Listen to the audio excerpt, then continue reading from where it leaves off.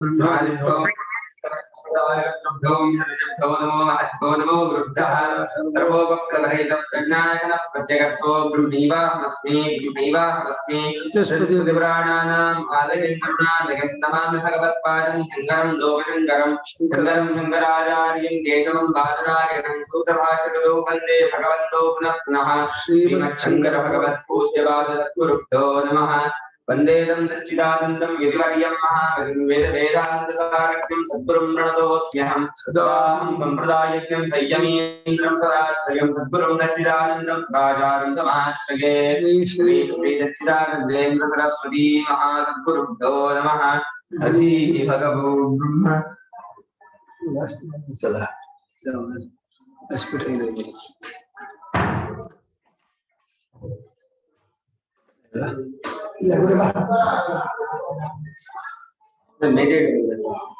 ದೂರ ಬರಲ್ಲ ಯಾವ ಶ್ಲೋಕ ಅಲ್ಬೇಕು ಇವತ್ತು ಮನಃಪ್ರಸಾದ ಸೌಮ್ಯತ್ವ ಭಾಷ್ಯ ಆಗ್ಬೇಕಲ್ವಾ 980 ಭಾಷ್ಯ ಹೌದಾ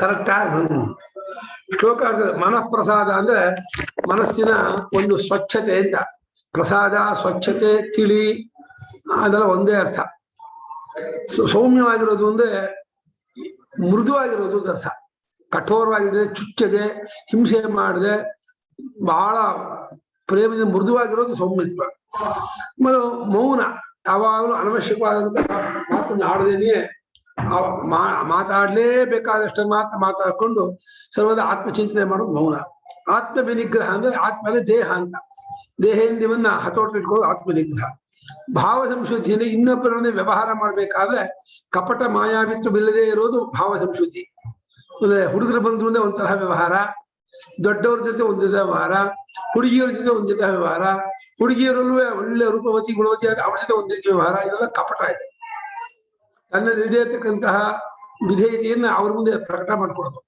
ಅವರು ಯಾರೋ ಶ್ರೀಮಂತರು ಬಂದ್ರು ಅಧಿಕಾರಿಗಳು ಬಂದ್ರು ಅಂದ್ರೆ ವಿಶೇಷವಾದಂತಹ ವಿನಯ ತೋರಿಸ್ಕೊಳ್ಳೋದು ವಿನಯವಾದಂತ ಒಂದು ಗಾಂಭೀರ್ಯ ತೋರಿಸ್ಕೊಳ್ಳೋದು ಇದೆಲ್ಲ ಕಪಟ ಇದು ಒಳಗಿಲ್ದೇನೆಯೇ ಹೊತ್ತು ತೋರಿಸ್ಕೊಳ್ಳೋದು ಇರಬಾರ್ದು ಭಾವ ಸಂಶುದ್ಧಿಯಿಂದ ಏನೋ ಎಲ್ಲರ ವಿಷಯಕ್ಕೂ ಅಂತಃಕರಣ ಶುದ್ಧಿಯಿಂದ ವ್ಯವಹಾರ ಮಾಡಿ ಭಾವ ಶುದ್ಧಿ ಇದಿಷ್ಟು ಮಾನಸ ತಪಸ್ಸಿಗೆ ಸೇರ್ಕೊಳ್ಳುತ್ತೆ ಎಂದು ತಪ್ಪೋ ಮಾನಸ ಉಚ್ಯತೆ ಮಾನಸ ಮುಚ್ಯತೆ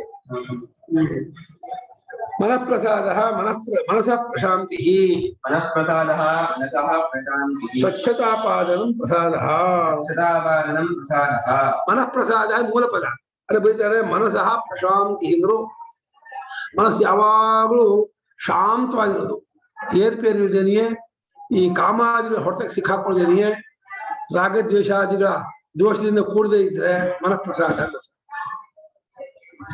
ಅದು ಕಪಟ ಮೋಸ ವಂಚನೆ ಅನೃತ ರಾಗ ದ್ವೇಷ ಕಾಮಕ್ರೋಧ ಇದೆಲ್ಲ ಮನಸ್ಸಿನ ದೋಷಗಳು ವಿಕ್ಷೇಪ ಯಾವುದೇ ಮನಸ್ಸು ಯಾವಾಗ ಸಮಾಧಾನವಾಗಿತ್ತು ಕ್ರಿಯಾಗಿದ್ರೆ ಮನಃಪ್ರಸಾದವಾಗಿದೆ ಅವನ ಮನಸ್ಸು ರೂಪ ಮಾಡ್ತಿಲ್ಲ ಅದು ಒಂಥರದ್ದು ಆರ್ಟ್ ಅಲ್ವಾ ಗುರುಗಳೇ ಒಬ್ರೊಬ್ರು ಎಷ್ಟೇ ಗಲಾಟೆಯಲ್ಲಿದ್ರು ಎಷ್ಟೇ ಇದಾಗ್ತಾ ಇದ್ರು ಮನ್ಸನ್ ಶಾಂತಿಯಾಗಿ ಇಟ್ಕೊಳ್ಳೋದು ಅವ್ರ ಕೈಯಲ್ಲಿದೆ ನಿಜ ತುಂಬಾ ದೊಡ್ಡ ಸ್ಕೀಮ್ ಅದು ತುಂಬಾ ದೊಡ್ಡ ಗುಣ ಅದು ಇದ್ ಬಿಡ್ತು ಅಂದ್ರೆ ವೆರಿ ಕ್ಲೋಸ್ ಆತ್ಮಜ್ಞಾನಕ್ಕೆ ತುಂಬಾ ಹತ್ರ ಅವನು ಮನಃಪ್ರಸಾದ ಮನಸ್ಸಮಾಧಾನ ಶಾಂತಿ ಇದೆ ಅಂದ್ರೆ ಅವನಿಗೆ ಭಕ್ತಿಯೂ ಸಹಜವಾಗಿ ಊರುತ್ತೆ ಅಧ್ಯಾತ್ಮ ವಿಚಾರಗಳು ಚೆನ್ನಾಗಿ ಅರ್ಥ ಆಗತ್ತೆ ಅಷ್ಟೇ ಅಲ್ಲ ಅವನಿಗೆ ಆತ್ಮವಿಚಾರ ತತ್ವಜ್ಞಾನ ಆಗೋದಕ್ಕೂ ತುಂಬಾ ಹತ್ರ ಅವನು ದೊಡ್ಡ ಗುಣ ಅದು ಮನಃಪ್ರಸಾದ ಇದು ಅದು ತುಂಬಾ ಅಭ್ಯಾಸದಿಂದ ಅದು ಆಗೋದು ಇವತ್ತು ಜನ್ಮಾಂತರ ತುಂಬಾ ಪ್ರಾಕ್ಟೀಸ್ ಮಾಡಿದ್ರೆ ಬೈ ಬರ್ತಾಗಿ ಕೆಲವು ಜನಕ್ಕೆ ಇರುತ್ತೆ ಕೆಲವು ಜನಕ್ಕೆ ಇರುತ್ತೆ ಕೆಲವು ಜನಕ್ಕೆ ಇರುತ್ತೆ ಹುಟ್ಟಾಗಿ ಕೆಲವು ಜನ ಸಮಾಧಾನ ಇರುತ್ತೆ ನಮ್ಮಂಥವೆಲ್ಲ ತುಂಬಾ ಸಾಧನೆ ಮಾಡ್ಕೋಬೇಕು ನಮ್ಗೆ ತುಂಬಾ ವಿಕ್ಷೇಪ ಚಾಂಚಲ್ಯ ಇದ್ದಾಗ ನಾವು ಅದನ್ನ ವಿವೇಕದಿಂದಲೂ ವೈರಾಗ್ಯದಿಂದಲೂ ಆ ಚಾಂಚಲ್ಯತೆಯನ್ನು ಹಿಡ್ಕೊಂಡು ಕಾಮಾದಿ ವಿಷಯದ ದೋಷ ಕಂಡುಕೊಂಡು ಮನಸ್ಸನ್ನು ತಿಳಿಯಾಗಿ ಸ್ವಚ್ಛವಾಗಿ ಸಮಾಧಾನ ಇಟ್ಕೊಂಡು ಮನಸ್ಸಮಾಧಾನ ತುಂಬಾ ಕಷ್ಟ ಮನಸ್ಸಿಗೆ ಆ ಇಷ್ಟವಾದದ್ದು ಬಂದಾಗ ಉಬ್ಬೋದು ಅನಿಷ್ಟ ಬಂದಾಗ ಕುಸಿಯೋದು ಚಟಪಡಿಸೋದು ತುಂಬಾ ಆಗತ್ತೆ ನಮ್ಗೆ ಆಗದೆ ಇರೋದು ನಮ್ಗೆ ಒಗ್ಗದೆ ಇರೋದು ಆ ವಾತಾವರಣ ವ್ಯಕ್ತಿ ಸನ್ನಿವೇಶ ಆಗ್ಬಿಟ್ರೆ ತುಂಬಾ ಚಟಪಡಿಸ್ತೀವಿ ನಾವು ಅದಾಗಬಾರ್ದು ಅದು ತುಂಬಾ ಇದು ತುಂಬಾ ಪ್ರಾಕ್ಟೀಸ್ ಮಾಡ್ಕೋಬೇಕು ಅದಕ್ಕೆ. ಆದ್ರೆ ಈ ಜ್ಞಾನ ಒಂಥರ ನಮ್ಮಲ್ಲಿ ಬರ್ತಾ ಬರ್ತಾ ಏನಾಗುತ್ತೆ ಅಂದ್ರೆ ಅದು ಮನ್ಸು ಕೋಪ ಬರುತ್ತೆ ಒಂದ್ ನಿಮಿಷಕ್ಕೆ, ಆದ್ರೆ ಕೂಡ್ಲೇನೆ ಮತ್ತೆ ಇದು ಇದಾಗ್ಬಿಡುತ್ತೆ. ಅದ್ ನಮ್ಗೆ ಒಂಥರ ತಿಳುವಳಿಕೆ ಇರುತ್ತಲ್ವಾ, ಇದು ತಪ್ಪು ಅಂತ ಎಲ್ಲಾನು. ಸೊ ಕೂಡ್ಲೆ ನಾವ್ ಹೇಳ್ಕೊಳಕ್ ಆಗುತ್ತೆ. ಮುಂಚೆ ಎಲ್ಲ ಹಂಗ ಆಗ್ತಾ ಇದ್ದಿಲ್ಲ. ಮುಂಚೆ ಎಲ್ಲ ಕೋಪ ಮಾಡಿದ್ರೆ ಅದ್ 10 ದಿನ ಅದೇ 2-3 ದಿನ ಅದೇ ಕೋಪದಲ್ಲಿ. ಹೌದು, ಅದು ಭಗವಂತ ಅದಕ್ಕೆ ಅಭ್ಯಾಸ ಇರುತ್ತೆ. ಕೌಂತೆಯ ವೈರಾಗ್ಯ ಗೃಹ್ಯತೆ ಅಂತ. ಮನೋನಿಗ್ರಹ ಆಗೋದಕ್ಕೆ ಬಹಳಷ್ಟು ಅಭ್ಯಾಸ ಬೇಕು ಮತ್ತು ವೈರಾಗ್ಯ ಬೇಕು. ವೈರಾಗ್ಯದಲ್ಲಿ 2 ವಿಷಯದ ಬಗ್ಗೆ ದೋಷವನ್ನು ಕಾಣುವ ರೂಪ ವೈರಾಗ್ಯ. ಒಂದು ಅಂದ್ರೆ ದುಡ್ಡಲ್ಲಾಗ್ಲಿ, ಭೋಗದಲ್ಲಾಗ್ಲಿ, ಪ್ರಾಪಂಚಿಕ ಪದಾರ್ಥದಲ್ಲಾಗ್ಲಿ ದೋಷವನ್ನು ಕಾಣ್ತಾ ಕಾಣ್ತಾ ಅದರಲ್ಲಿ ಆಸಕ್ತಿ ಬಿಟ್ಕೊಳ್ತೇವೆ. ದೋಷ ಇದೇನು ಗೊತ್ತಾದ್ರೆ, ಮನದಟ್ಟ ಆದ್ರೆ ಆ ಕಡೆ ಹೋಗಲ್ಲ. ಅದರಲ್ಲಿ ಅನುಕೂಲತೆ ಯೋಚನೆ ಮಾಡಿದಷ್ಟು, ತನಗೆ ಸುಖ ಸಿಗತ್ತೆ ಅಂತ ಕಲ್ಪನೆ ಮಾಡಿದಷ್ಟು ಮನಸ್ಸು ಆ ಕಡೆ ಹರಿದಾಡುತ್ತೆ. ಅಲ್ಲಿ ನಂಗೆ ದುಃಖ ಆಗತ್ತೆ, ದೋಷ ಇದೆ, ನಂಗೆ ಕಷ್ಟ ಆಗತ್ತೆ ಅಂತ ಚೆನ್ನಾಗಿ ಮನದಟ್ಟ ಆದ್ರೆ ಆ ಕಡೆ ಹೋಗೋದಿಲ್ಲ. ಬಹಳ ಕಷ್ಟ ಈ ಮನಸ್ಸಿಗೆ. ಆ ಭೋಗದ ವಾಸನೆ, ಆ ವಿಷಯ ವಾಸನೆ ಕಂಟ್ರೋಲ್ ಆಗೋದು ತುಂಬಾ ಕಷ್ಟ. ಅದು ಬಾಯಲ್ಲಿ ಹೇಳೋದು ಸುಲಭ ಅಲ್ಲ. ಅಲ್ಲೋ ಪ್ರಖ್ಯಾದಂತ ಮಹಾತ್ಮನಿಗೆ ಜನ್ಮಾಂತರದಲ್ಲಿ ಆದ ಸಂಸ್ಕಾರದಿಂದ ಭಗವದ್ಭಕ್ತಿ, ಅಂತರ್ಮುಖತೆ, ವೈರಾಗ್ಯ, ಸಜ್ಜನರ ಒಂದು ಸಹವಾಸ ಅದೆಲ್ಲ ಬಹಳ ಹೆಲ್ಪ್ ಮಾಡುತ್ತೆ. ಸಜ್ಜನರ ಸಹವಾಸ ತುಂಬಾ ಹೆಲ್ಪ್ ಮಾಡುತ್ತೆ. ಸಜ್ಜನರ ಸಂಘವು ಹೆಜ್ಜೇನು ಸವಿದಂತೆ ಅಂತ ಗಾಢ ಹೇಳ್ತಾರೆ. ಹೆಜ್ಜೇನು ಅಜೇತುಪ್ಪ ಸವಿದಂಗೆ ಅಂತ. ಮಹಾತ್ಮರ ಸಹವಾಸ ಸಂಘ ತುಂಬಾ ಪ್ರಭಾವ ಬೀರುತ್ತೆ ಮನಸ್ಸು ಮೇಲೆ. ಹಾಗಾಗಿ ಮನಸ್ಸಿನ ಪ್ರಶಾಂತತೆ, ಯಾವ ಕೋಪತಾಪಗಳು ಪಡದೆ, ಜಂಜಾಟ ಸಿಕ್ಕಾಕೊಳ್ಳದೆ, ಆ ರೆಸ್ಟ್ಲೆಸ್ ಕುಡಿದಾಡದೆ ಮನಸ್ಸು ತಿಳಿಯಾಗಿರೋದಿದೆಯಲ್ಲ. ಮನಸ್ಸು ತಿಳಿಯಾಯ್ತು ಅಂದ್ರೆ ಹಾಗೆ ತಿಳಿಯಾದ ನೀರಿನಲ್ಲಿ ಮುಖ ಪ್ರತಿಬಿಂಬ ಕಾಣುತ್ತೋ, ತಿಳಿಯಾದಂತಹ ಚಿತ್ತದಲ್ಲಿ ಆ ಚಿತ್ತ ದರ್ಶನ, ಚೈತನ್ಯ ದರ್ಶನ ಆಗತ್ತೆ. ಚಿತ್ತ ಅನ್ನೋದು ಒಂದು ದರ್ಪಣ. ದರ್ಪಣ ಅಂದ್ರೆ ಕನ್ನಡಿ. ಚಿತ್ತ ಅನ್ನುವಂಥ ಕನ್ನಡಿ ಎಷ್ಟು ತಿಳಿಯಾಗತ್ತೋ ಅಷ್ಟು ಒಳಗಿರುವ ಆತ್ಮ ಚೈತನ್ಯದ ಪ್ರತಿಫಲನ ಅಂದ್ರೆ ರಿಫ್ಲೆಕ್ಷನ್, ಅದರ ಒಂದು ಒಡೆದು ಮೂಡು ತೋಡೋದು ಅನ್ನೋದು ಕ್ಲಿಯರ್ ಆಗಿ ಬರುತ್ತೆ. ಎಷ್ಟೆಷ್ಟು ಚಿತ್ತದಲ್ಲಿ ರಾಗಾದಿ ದೋಷಗಳು, ಕಾಮಾದಿ ದೋಷಗಳು ಬಗಡ ಮಾಡುತ್ತೋ ಅದು ವಿಲಲಿತ ಅಲ್ಗಾಡ್ತಾ ಇದ್ರೆ ವಿವೇಕ ಬರೋದಿಲ್ಲ, ಆತ್ಮಜ್ಞಾನ ಆಗೋಲ್ಲ. ಕಷ್ಟ. ಹಿಡಿಬೇಕು ಮನಸ್ಸನ್ನ. ಸ್ವಚ್ಛತಾಪಾದನಂ, ಸ್ವಚ್ಛತ್ವವನ್ನ ಆಪಾದನ ಉಂಟು ಮಾಡ್ಕೊಳ್ಳೋದು ಅಂತ ಅರ್ಥ. ಸ್ವಚ್ಛತ್ವವನ್ನು ಉಂಟು ಮಾಡ್ಕೊಳ್ಳೋದು ಸ್ವಚ್ಛತಾಪಾದನ, ಅದೇ ಪ್ರಸಾರ. ಸೌಮ್ಯತ್ವಂ ಯತ್ ಸೌಮನಸ್ಯಂ ಆಹುಹು. ಸೌಮ್ಯತ್ವಂ ಯತ್ ಸೌಮನಸ್ಯಂ ಆಹುಹು. ಸೌಮ್ಯತ್ವ ಅಂದ್ರೆ ಯಾವುದನ್ನ ಸೌಮನಸ್ಯ ಅಂದ್ರೆ ಮೃದು ಭಾವ. ಪ್ರತಿಯೊಬ್ಬರ ವಿಷಯಕ್ಕೂ, ಅವರು ದುಷ್ಟನಾಗಿರ್ಲಿ, ಶತ್ರು ಆಗಿರ್ಲಿ, ನಮ್ ಬೇರೆಯವರಾಗಿರ್ಲಿ, ಅವರ ವಿಷಯಕ್ಕೆ ಕಠೋರವಾಗಿ ನಡ್ಕೋಬಾರ್ದು. ಮಾತಿನಲ್ಲೂ, ಕೃತಿಯಲ್ಲೂ, ಭಾವನೆಯಲ್ಲೂ ಕಠೋರತೆ ಇರಬಾರ್ದು. ಯಾಕಂದ್ರೆ ನಾನೇ ಅವನಾಗಿ ತೋರ್ತಿರೋದು, ನನ್ನದೇ ಇನ್ನೊಂದು ರೂಪ ಅದು, ನಾನೇ ಆ ರೂಪ ತೋರ್ತಿರೋದು ಅಂತ ನಮಗೆ ಎಷ್ಟು ಮಟ್ಟಿಗೆ ನಾವು ಅರ್ಥ ಮಾಡ್ಕೋತೀವೋ, ಅವ್ರಿಗೆ ಚುಚ್ಚು ಮಾತಾಡೋದು, ಅವ್ರಿಗೆ ವಿರುದ್ಧವಾದಂತ ಕ್ರಿಯೆ ಮಾಡೋದು, ಮನಸ್ಸಲ್ಲಿ ಕೆಟ್ಟ ಭಾವನೆ ಇಟ್ಕೊಳ್ಳೋದು ಅದು ಆಗೋಲ್ಲ. ನಮ್ಗೆ ಎಷ್ಟು ಬೇರೆ ಬೇರೆ ಅಂತ ಬುದ್ಧಿ ಬಂದ್ರೆ, ಬೇರೆ ದೃಷ್ಟಿ ಇದೆಯಲ್ಲ, ನನಗಿಂತ ಅವನು ಬೇರೆ, ಅದು ನನಗೆ ಆಗದವನು, ನನ್ ಕಂಡ ಅವ್ನಿಗೆ ಇದು ಅಂತ ಆ ರೀತಿ ಬಂದ್ಬಿಟ್ರೆ ಅದಕ್ಕೆ ಪ್ರತೀಕಾರ ಮಾಡ್ಬೇಕು, ಚುಚ್ಚು ಮಾತಾಡ್ಬೇಕು, ಅವ್ರಿಗೆ ತೊಂದರೆ ಮಾಡ್ಬೇಕು, ಅವನ ವಿಷಯಕ್ಕೆ ಏನೇನೂ ನಮ್ ಪೂಜಾ ಪುರಸ್ಕಾರ ಜಪ ಮಾಡುವಾಗಲೆಲ್ಲ ಅವನಿಗೆ ಕೆಟ್ಟದಾಗಲಿ ಭಾವನೆ ಬರ್ತಾ ಇರುತ್ತೆ. ಅದು ಆ ದ್ವೇಷ ಭಾವನೆ ನಮ್ಮ ಅನುಷ್ಠಾನದಲ್ಲೇ ಸೇರ್ಕೊಂಡ್ಬಿಡುತ್ತೆ. ಒಬ್ಬ ವ್ಯಕ್ತಿ ನೀವು ದ್ವೇಷ ಮಾಡ್ಬಿಟ್ರೆ ಆ ದ್ವೇಷ ಭಾವ ಉಳಿದಿರುತ್ತಲ್ಲ ನಮ್ಮ ಮನಸ್ಸಲ್ಲೇ, ಆ ದ್ವೇಷ ಭಾವ ಊರಿದಷ್ಟು ನಿಮ್ಮ ಅನುಷ್ಠಾನದಾಗಲೆಲ್ಲ ಅದು ಬಂದ್ಬಿಟ್ಟು ಅವನು ಹಾಳ ಹೋಗ್ಲಿ, ಅವ್ನಿಗೆ ಸರ್ವನಾಶವಾಗ್ಲಿ ಅನ್ನೋ ಆ ಭಾವನೆ ಬಂದ್ಬಿಡುತ್ತೆ. ತುಂಬಾ ತಪ್ಪದು. ದ್ವೇಷ ಭಾವನೆ ಬೆಳೆಸ್ಕೋಬಾರ್ದು. ದ್ವೇಷ ಸಮಾಜದಲ್ಲಿ ಇದ್ದಾಗ ಒಬ್ಬರು ಆತ್ಮೀಯರು, ಒಬ್ರು ಸಾಮಾನ್ಯರು, ಒಬ್ಬರು ದ್ವೇಷಿಗಳು ಇದ್ದೇ ಇರ್ತಾರೆ. ಎಲ್ಲರೂ ಆತ್ಮೀಯರಾಗಲ್ಲ, ಎಲ್ಲರೂ ದ್ವೇಷಿಗಳು ಆಗಲ್ಲ. ಆದ್ರೆ ಯಾರು ದ್ವೇಷಗಳಾಗ್ತಾರೆ, ಯಾರು ಆತ್ಮೀಯರಾಗ್ತಾರೆ, ಯಾರು ಅದೆಲ್ಲ ಅವರವರು ಬಿಟ್ಟಿದ್ದು. ಅವರವರು ಯಾವ ರೀತಿ ಹಚ್ಕೊಂಡಿದ್ದಾರೆ, ಅವರ ಕನೆಕ್ಷನ್, ಅವರ ರಿಲೇಟಿವ್ ಯಾವ ರೀತಿ ಇದೆ ಅನ್ನೋದ್ರ ಮೇಲೆ ಹೋಗುತ್ತೆ. ಆ ರಿಲೇಶನ್ಶಿಪ್ ಇದೆ. ಆ ರಿಲೇಶನ್ಶಿಪ್ ಅನ್ನ ನೀವು ಯಾವ ರೀತಿ ಬೆಳೆಸಿದ್ದೀರಾ ಅನ್ನೋದ್ರ ಮೇಲೆ ನಿಮಗೆ ಅವರು ಪ್ರಿಯರ, ಆತ್ಮೀಯರ, ಬಂಧುಗಳ ಅಥವಾ ನಿಮ್ಗೆ ಆಗದವರ ಎಲ್ಲ ಅದರ ಮೇಲೆ ಡಿಪೆಂಡೆಂಟ್. ಹಾಗಾಗಿ ನೀವು ನೋಡುವಾಗ ಎಲ್ಲವೂ ಭಗವಂತನ ಒಂದು ಆವಿರ್ಭಾವ. ಭಗವಂತನೇ ಎಲ್ಲಾರ್ಗು ತೋರಿಸಿದ್ದಾನೆ. ನಂಗೆ ಯಾರು ಇಲ್ಲಿ ಶತ್ರುಗಳು ಇಲ್ಲ, ಮಿತ್ರರು ಇಲ್ಲ. ನಮೇ ದ್ವೇಷೋಸ್ತಿ ನ ಪ್ರಿಯ. ಭಗವಂತ ಹೇಳ್ಕೊಂಡ ಹಾಗೆ ನಾವು ಆ ಭಾವನೆಯನ್ನು ಬೆಳೆಸ್ಕೋಬೇಕು. ಕಷ್ಟ ಅದು. ನಾವು ಉಪನ್ಯಾಸ ಮಾಡಿದಷ್ಟು ಸುಲಭ ಅಲ್ಲ. ಬಾರಿ ಅದನ್ನು ಗ್ರಂಥ ಓದಿದ್ರು ಅದು ಆಗೋಲ್ಲ, ಪ್ರವಚನ ಕೇಳಿದ್ರು ಆಗೋದಿಲ್ಲ. ನೀವು ನಮ್ಮ ಜೀವನ ಇಂಪ್ಲಿಮೆಂಟ್ ಮಾಡ್ಕೋಬೇಕು. ಆದಾಯ ಸಂದರ್ಭ ಬಂದಾಗ್ಲೆಲ್ಲ ಯಾಕೆ ದ್ವೇಷ ಮಾಡ್ತೀಯಾ, ನಿಂಗೆ ಏನ್ ತೊಂದರೆ ಮಾಡಿದಾನೆ, ಅಕಸ್ಮಾತ್ ತೊಂದರೆ ಮಾಡಿದ್ರೆ ಅದು ಅವನ ಸ್ವಭಾವ, ನನಗೂ ಅದಕ್ಕೆ ಸಂಬಂಧ ಇಲ್ಲ, ಮಾಡೋದು ಮಾಡ್ಕೊಡಿ, ನಾನು ಮಾತ್ರ ದ್ವೇಷ ಮಾಡೋದಿಲ್ಲ ಚಂದ್ರ. ಆಯ್ತು, ಒಳ್ಳೇದಾಯ್ತು. ಕೊಟ್ರ ಎಷ್ಟು ಆಮೇಲೆ ಕೊಡ್ತೀನಿ. ಹಾಗೆ ಇದು ತಡ್ಕೊಳ್ಳುವಾಗ ಇದೊಂದು ಕನಸು, ಕನಸಿನಲ್ಲಿ ಹೊಗಳೋರು ಇದ್ದಾರೆ, ಬೈಯೋರು ಇದ್ದಾರೆ, ತಿರಸ್ಕಾರ ಮಾಡೋರು ಇದ್ದಾರೆ, ಹೊಡೆಯೋರು ಇದ್ದಾರೆ. ಅದೆಲ್ಲ ನಾನೇ ಎಲ್ಲ ಸೃಷ್ಟಿ ಮಾಡ್ಕೊಂಡು ಹೋಗೋದು, ಹಾಕಿ ಸಮಾಧಾನ ಮಾಡ್ಕೋಬಹುದು.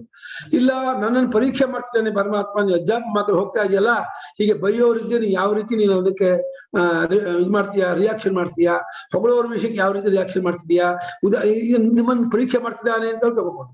ಇಲ್ಲ ನನ್ನ ಪಾಪಕರ್ಮ ಅವ್ರನ್ನ ಆ ರೀತಿ ಮಾಡಿಸ್ತಾ ಇದೆ, ನಾನೇ ಮಾಡಿದ ಪಾಪಕರ್ಮಕ್ಕೆ ಅವ್ರು ಬೈಯೋದು ಹೊಡೆಯೋದು ಮಾಡ್ತಿದ್ದಾರೆ, ಅದು ನನ್ನ ಪಾಪಕರ್ಮ, ಅದು ನಾನು ಅದನ್ನ ಅಕ್ಸೆಪ್ಟ್ ಮಾಡ್ಕೋತೀನಿ, ಪ್ರೇಮದಿಂದ ಸ್ವೀಕಾರ ಮಾಡ್ಕೋತೀನಿ ಅಂದ್ಕೊಂಡು ಕಂಟ್ರೋಲ್ ಮಾಡೋದು. ಹ್ಯಾಕ್ ಕಂಟ್ರೋಲ್ ಮಾಡಿದ್ರು ಪರವಾಗಿಲ್ಲ, ಅವ್ರನ್ನ ಕಂಟ್ರೋಲ್ ಮಾಡ್ಬೇಕು, ಅದಕ್ಕೆ ಪ್ರತಿಕಾರ ಮಾಡಬಾರ್ದು. ಮೇನ್ ಆಗಿ ನಮ್ಮಲ್ಲಿ ವಿಕ್ಷೇಪ ಬರ್ಬಾರ್ದು, ಅದರಿಂದ ತುಂಬಾ ಇದಾಗಬಾರ್ದು ಅಂತ. ಅದು ವಿಕ್ಷೇಪ ಬಹಳ ಕಷ್ಟ, ಬರ್ಬಾರ್ದು ನಾವು ಅಂತೀವಲ್ಲ, ಆಗದೇ ಇರೋಕೆ ನೋಡ್ಕೊಂಡು ತುಂಬಾ ಕಷ್ಟ. ಅದು ಆ ಸಿಚುವೇಶನ್ ಇಂದ ದೂರ ಆಗ್ಬಿಡ್ಬೇಕು ನಾವು ಅಷ್ಟೇ. ದೂರ ಆದ್ರೆ ಮನಸ್ಸಲ್ಲಿ ಒಂದ್ಸಲ ಉಳ್ಕೊಂಡ್ಬಿಟ್ರಲ್ಲ ಸಂಸ್ಕಾರ ವಾಸನೆ, ಅದು ಜಪಕ್ಕೆ ಧ್ಯಾನ ಯಾವಾಗ ಕೂತವ್ರು ಜಪ ಆಗತ್ತೆ. ಆಮೇಲೆ ಸಮಾಜದಲ್ಲಿ ಯಾವಾಗ್ಲೂ ಅವ್ರು ಬಂದೇ ಬರ್ತಾರೆ, ನಾವು ಹೋಗ್ತೀವಿ. ಯಾವುದೋ ಒಂದು ಫಂಕ್ಷನ್ ನಾವು ಹೋದಾಗ ಅವ್ರು ಬರ್ತಾರೆ, ನಾವು ಹೋಗಿರ್ತೀವಿ, ಕಂಡ್ತಾರೆ, ಅರ್ಥ ಎಲ್ಲ ಆಗತ್ತೆ. ನಾವು ಅವ್ರ ಜೊತೆ ಹೋಗೋದು, ಸನ್ಯಾಸಿಗಳು ಅಲ್ಲಿ ಹೋಗಲ್ಲ ಅನ್ನೋದು ವಿಷಯ ಬೇರೆ. ಈ ಗೃಹಸ್ಥರಿಗೆ ಒಂದು ಫಂಕ್ಷನ್ಗೆ, ಒಂದು ಸಮಾರಂಭಕ್ಕೆ ಹೋಗೋ ಸಹಜ, ಹೋಗಲೇಬೇಕು, ಕರೀಲೇಬೇಕು, ಮಾಡ್ಲೇಬೇಕು. ಅಂತ ಸಂದರ್ಭದಲ್ಲಿ ಸೇರ್ತಾರೆ, ಬರ್ತಾರೆ, ಆಗ್ತಾ ಇರುತ್ತೆ. ಕಷ್ಟ, ಅದನ್ನೆಲ್ಲ ನಾನು ಗೆಲ್ಕೊಳ್ಳೋದು. ಬಹಳ ದಿವಸದ ಒಂದು ಸಾಧನೆಯಿಂದ ಇದೆಲ್ಲ ಜಿತವಾಗತ್ತೆ. ಸೌಮ್ಯತ್ವ, ನೀನು ಮೃದುತ್ವ, ಪ್ರತಿಯೊಬ್ಬರು ಮೃದುವಾಗಿ ನಡ್ಕೋಬೇಕು. ಮೃದುವಾಗಿ ನಡ್ಕೊಳ್ಳೋದು ಗೊತ್ತಾ ನಿಮ್ಗೆ? ಮೃದುವಾಗಿ ನಡ್ಕೊಳ್ಳೋದು ಹೇಗೆ? ಚಿಕ್ಕ ಮಕ್ಕಳ ವಿಷಯಕ್ಕೆ ನಾವು ಹೇಗೆ ಮುದ್ದೆ ಬಂಗಾರ ಪ್ರೀತಿಯಿಂದ ನಾವು ಮಾತಾಡ್ಸ್ತೀವೋ, ಪ್ರೀತಿಯಿಂದ ನಾವು ನಡ್ಕೊಳ್ತೀವೋ, ಆ ಮಗು ಅಕಸ್ಮಾತ್ ನಮ್ಗೆ ಒಂದ್ ಏಟ್ ಪರಿಚಯ ಮಾಡಿದ್ರು, ಅಯ್ಯೋ ಮಗು ನಾವು ಮುದ್ದು ಮಾಡ್ತೀವಿ ಹೊರತು ಮಗುಗೆ ಏಟ್ ಕೊಡೋಲ್ಲ. ಮಗು ಒಂದೊಂದ್ಸಲ ಅದಕ್ಕೆ ಸಿಟ್ಟು ಬಂದ್ಬಿಡ್ತು ಅಂದ್ರೆ, ನಾವು ಆಟ ಆಡೋಕ್ ಬಿಡ್ಲಿಲ್ಲ, ಹಿಡ್ಕೊಂಡಿದ್ರೆ ಆ ನಮ್ಮನ್ನೇ ಪರಚತೆ ಹೊಡೆಯತ್ತೆ. ಅದು ನಾವು ಮಗು ಪ್ರತಿಕಾರ ಮಾಡ್ತೀವೋ ಹಾಗೆ ಪ್ರತಿಯೊಬ್ಬರ ವಿಷಯಕ್ಕೂ ಈ ನಮ್ಮ ಮಗು ತರ ನಮ್ದೇ ರೂಪ ಯಾವ ಹೊಡೆಯುತ್ತೆ, ಬಾಳ ಹಾಕೋ ಪಟಾಪಟ ಹೊಡ್ಕೊಳ್ತಾರೆ ಗಾಳಿಗೆ. ಕಷ್ಟ. ನಾನು ಪ್ರವಚನ ಮಾಡ್ತಾ ಇದ್ ಮಾತ್ರಕ್ಕೆ ನನಗೆ ಅದು ಬಂದ್ಬಿಟ್ಟಿದೆ ಮಾತ್ರ ಅನ್ಕೋಬೇಡಿ, ತುಂಬಾ ಕಷ್ಟ ಇದೆ. ಅಭ್ಯಾಸ ಮಾಡ್ಕೊಂಡೇ ಇದನ್ನ ಮಾಡ್ಕೋಬೇಕು. ಏನ್ ಮಾಡ್ತೀಯೋ ಹಾಲು ಹಾಕೋ, ಎರಡು ಹಾಕೋ, ಒಂದು. ಸೌಮ್ಯತ್ವ ಸೌಮನಸ್ಯ, ಸುಮನಸಃ ಭಾವ ಸೌಮನಸ್ಯ, ಒಳ್ಳೆ ಮನಸ್ಸಿನಿಂದ ಇರೋದು, ಕೋಮಲವಾಗಿರೋದು, ಮೃದುವಾಗಿರೋದು, ಟೆಂಡರ್ನೆಸ್ ಅಂತಿರಲ್ಲ ಇಂಗ್ಲಿಷ್ ಅಲ್ಲಿ, ಆ ಟೆಂಡರ್ನೆಸ್ ಬೆಳೆಸ್ಕೋಬೇಕು. ಆ ಕೋಮಲತೆಯನ್ನ ನಾವು ಪ್ರತಿಯೊಬ್ಬರ ವಿಷಯಕ್ಕೂ ಬೆಳೆಸ್ಕೋಬೇಕು. ಅವರು ಇವ್ರನ್ನು ವಿಶೇಷ ಮಾಡದೆ, ವಿವೇಕ ಮಾಡದೇನೆ ಎಲ್ಲರ ವಿಷಯಕ್ಕೂ ಆ ಭಾವನೆ ಬೆಳಕು. ಆಮೇಲೆ ಮುಖಾದಿ ಪ್ರಸಾದಾದಿ ಕಾರ್ಯೋನ್ನೇಯ ಅಂತಃಕರಣಸ್ಯ ವೃತ್ತಿ. ಮುಖಾದಿ ಪ್ರಸಾದಾದಿ ಕಾರ್ಯೋನ್ನೇಯ ಅಂತಃಕರಣಸ್ಯ ವೃತ್ತಿ. ಇದು ಒಳ್ಳೆ ಗೀತಾ ಕೇಳ್ತಾ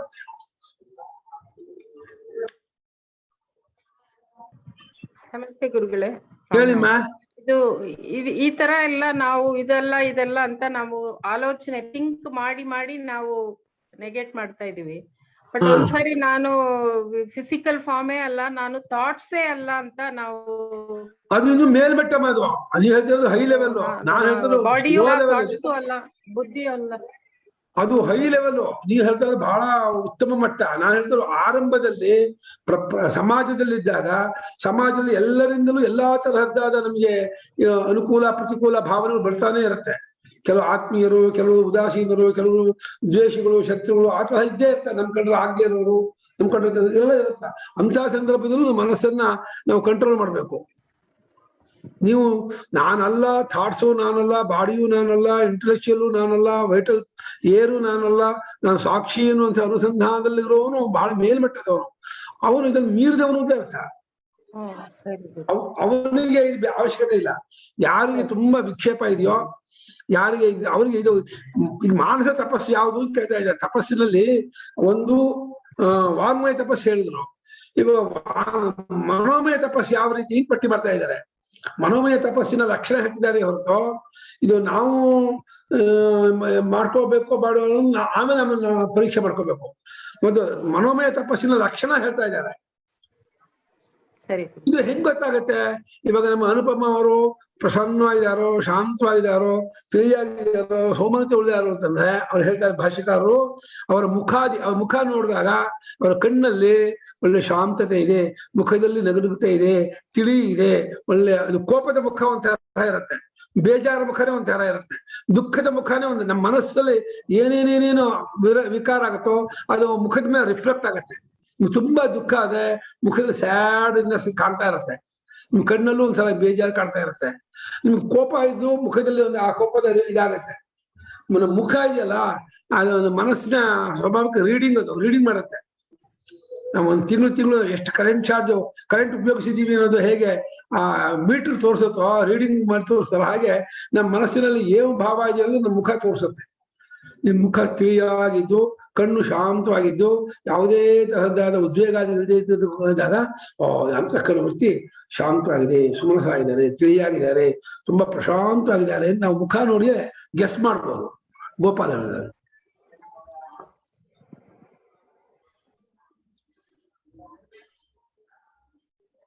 ಹೇಳಿಪ್ಪ.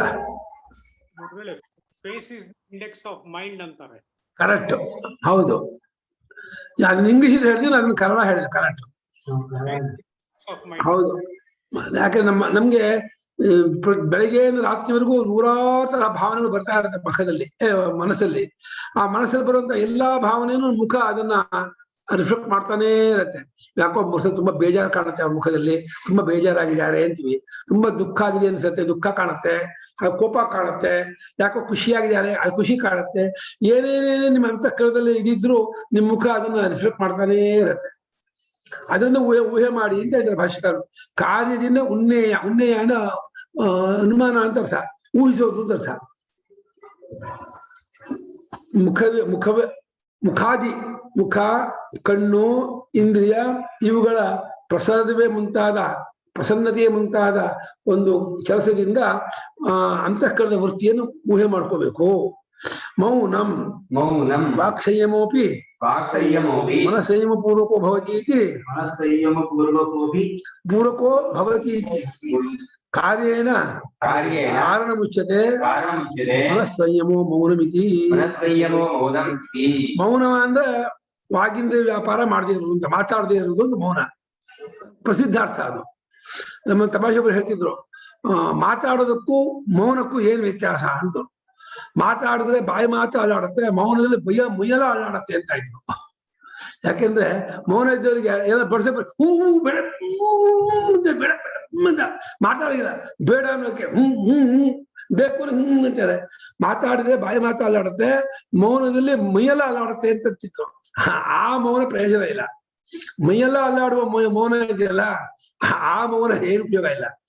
ಅದಕ್ಕೆ ಮಾತಾಡೋದು ಬೆಸ್ಟ್. ಏನ್ ಬೇಕೋ ಅದು ಬೇಕು ಕೇಳೋದು, ಏನ್ ಬೇಡೋ ಅದು ಬೇಡ ಅಂತ ಹೇಳೋದು ಸುಲಭ.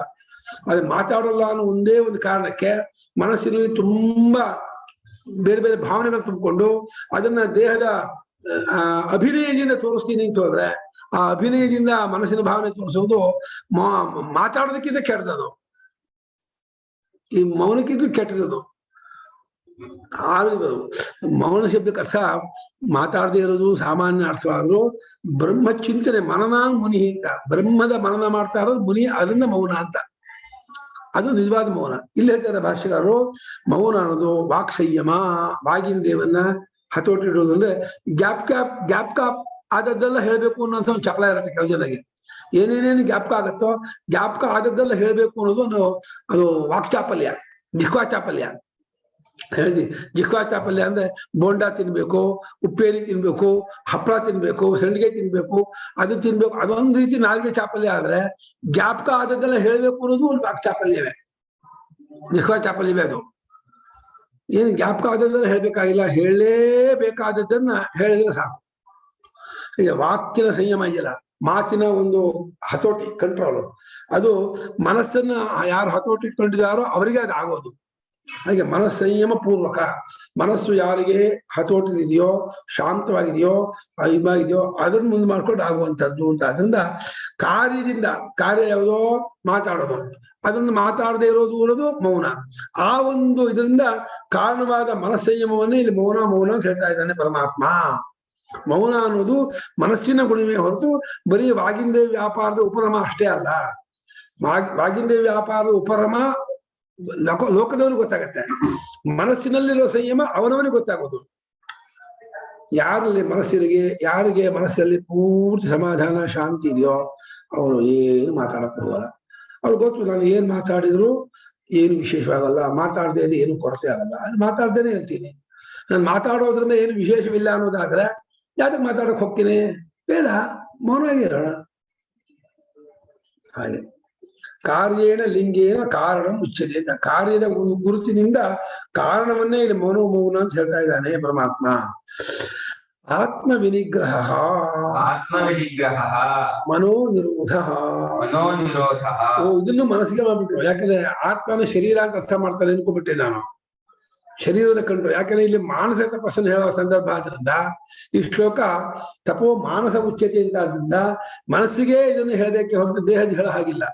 ಹಾಗಾಗಿ ಭಾಷೆಗಳು ಏನ್ ಮಾಡೋದು, ಆತ್ಮ ಅಂದ್ರೆ ಇಲ್ಲಿ ಅಂತಃಕರಣವನ್ನೇ ಆತ್ಮ ಅಂತ ಕರೀತಾ ಇದ್ದಾರೆ. ಅಂತಃಕರಣ ಆತ್ಮ ಅಂತ ಕರೆದು ಅದರ ನಿಗ್ರಹ ಅಂದ್ರೆ ಮನಸ್ಸು ಪೂರ್ತಿ ಹತೋಟಿಲಿ ಇರೋದು. ನಿರೋಧ ಅಂದ್ರೆ ತಡೆ, ಹತೋಟಿ, ಕಂಟ್ರೋಲ್, ನಮ್ಮ ಒಂದು ಸ್ವಾಧೀನ. ನಮ್ಮ ಸ್ವಾಧೀನದಲ್ಲಿ, ನಮ್ಮ ಹತೋಟಿಯಲ್ಲಿ, ನಮ್ಮ ಮಾತಿನಂತೆ ನಡ್ಕೊಂಡ್ರೆ ಮನೋನಿಗ್ರಹ ಅಂತ ಅರ್ಥ. ಆತ್ಮವಿನಿಗ್ರಹ ಮನೋನಿರೋಧ ಅಂದ್ರೆ ಸರ್ವತಃ ಸಾಮಾನ್ಯ ರೂಪ ಆತ್ಮವಿನಿಗ್ರಹ. ಸರ್ವತಃ ಸಾಮಾನ್ಯ ರೂಪ ಆತ್ಮವಿನಿಗ್ರಹ. ವಾಗ್ವಿಷಯಸ್ಯೈವ ಮನಸಃ ಸಂಯಮಃ ಮೌನಮಿತಿ ವಿಶೇಷಃ. ವಾಗ್ವಿಷಯಸ್ಯೈವ ಮನಸಃ ಸಂಯಮಃ ಮೌನಂ ಇತಿ ವಿಶೇಷಃ. ಅಲ್ಲ, ನೀವು ಆತ್ಮವಿನಿಗ್ರಹ ಅನ್ನಕ್ಕೆ ಮನಸ್ಸಿನ ಕಂಟ್ರೋಲು ಅರ್ಥ ಮಾಡಿ, ಮೌನ ಅನ್ನಕ್ಕೂ ಅದೇ ಅರ್ಥ ಮಾಡಿದ ಮೇಲೆ ಏನ್ ವ್ಯತ್ಯಾಸ ಆಯ್ತು? ಎರಡು ಒಂದೇ ಆಯ್ತಲ್ಲ ಅಂದ್ರೆ ಅದಕ್ಕೆ ಉತ್ಸಾಹ ಪಡ್ತಾ ಇದ್ದಾರೆ. ಹಾಗಲ್ಲ, ಈ ಸಾಮಾನ್ಯ ರೂಪವಾದ ಎಲ್ಲಾ ಕಡೆಯಿಂದಲೂ ಕಂಟ್ರೋಲ್ ಮಾಡೋದು ಆತ್ಮವಿನಿಗ್ರಹ, ವಾಗಿಂದ್ರಿಯ ವಿಷಯದ್ದಾದ ಕಂಟ್ರೋಲ್ ಮಾಡೋದು ಮನಸ್ಸನ್ನ ಮೌನ ಅಂತ ಮಾಡೋದು. ಸ್ಪೆಸಿಫಿಕ್ ಆಗಿ ವಾಗಿಂದ್ರಿಯದನ್ನೇ ಹತೋಟಿಲಿ ಇಟ್ಕೊಳ್ಳೋದು ಮೌನ.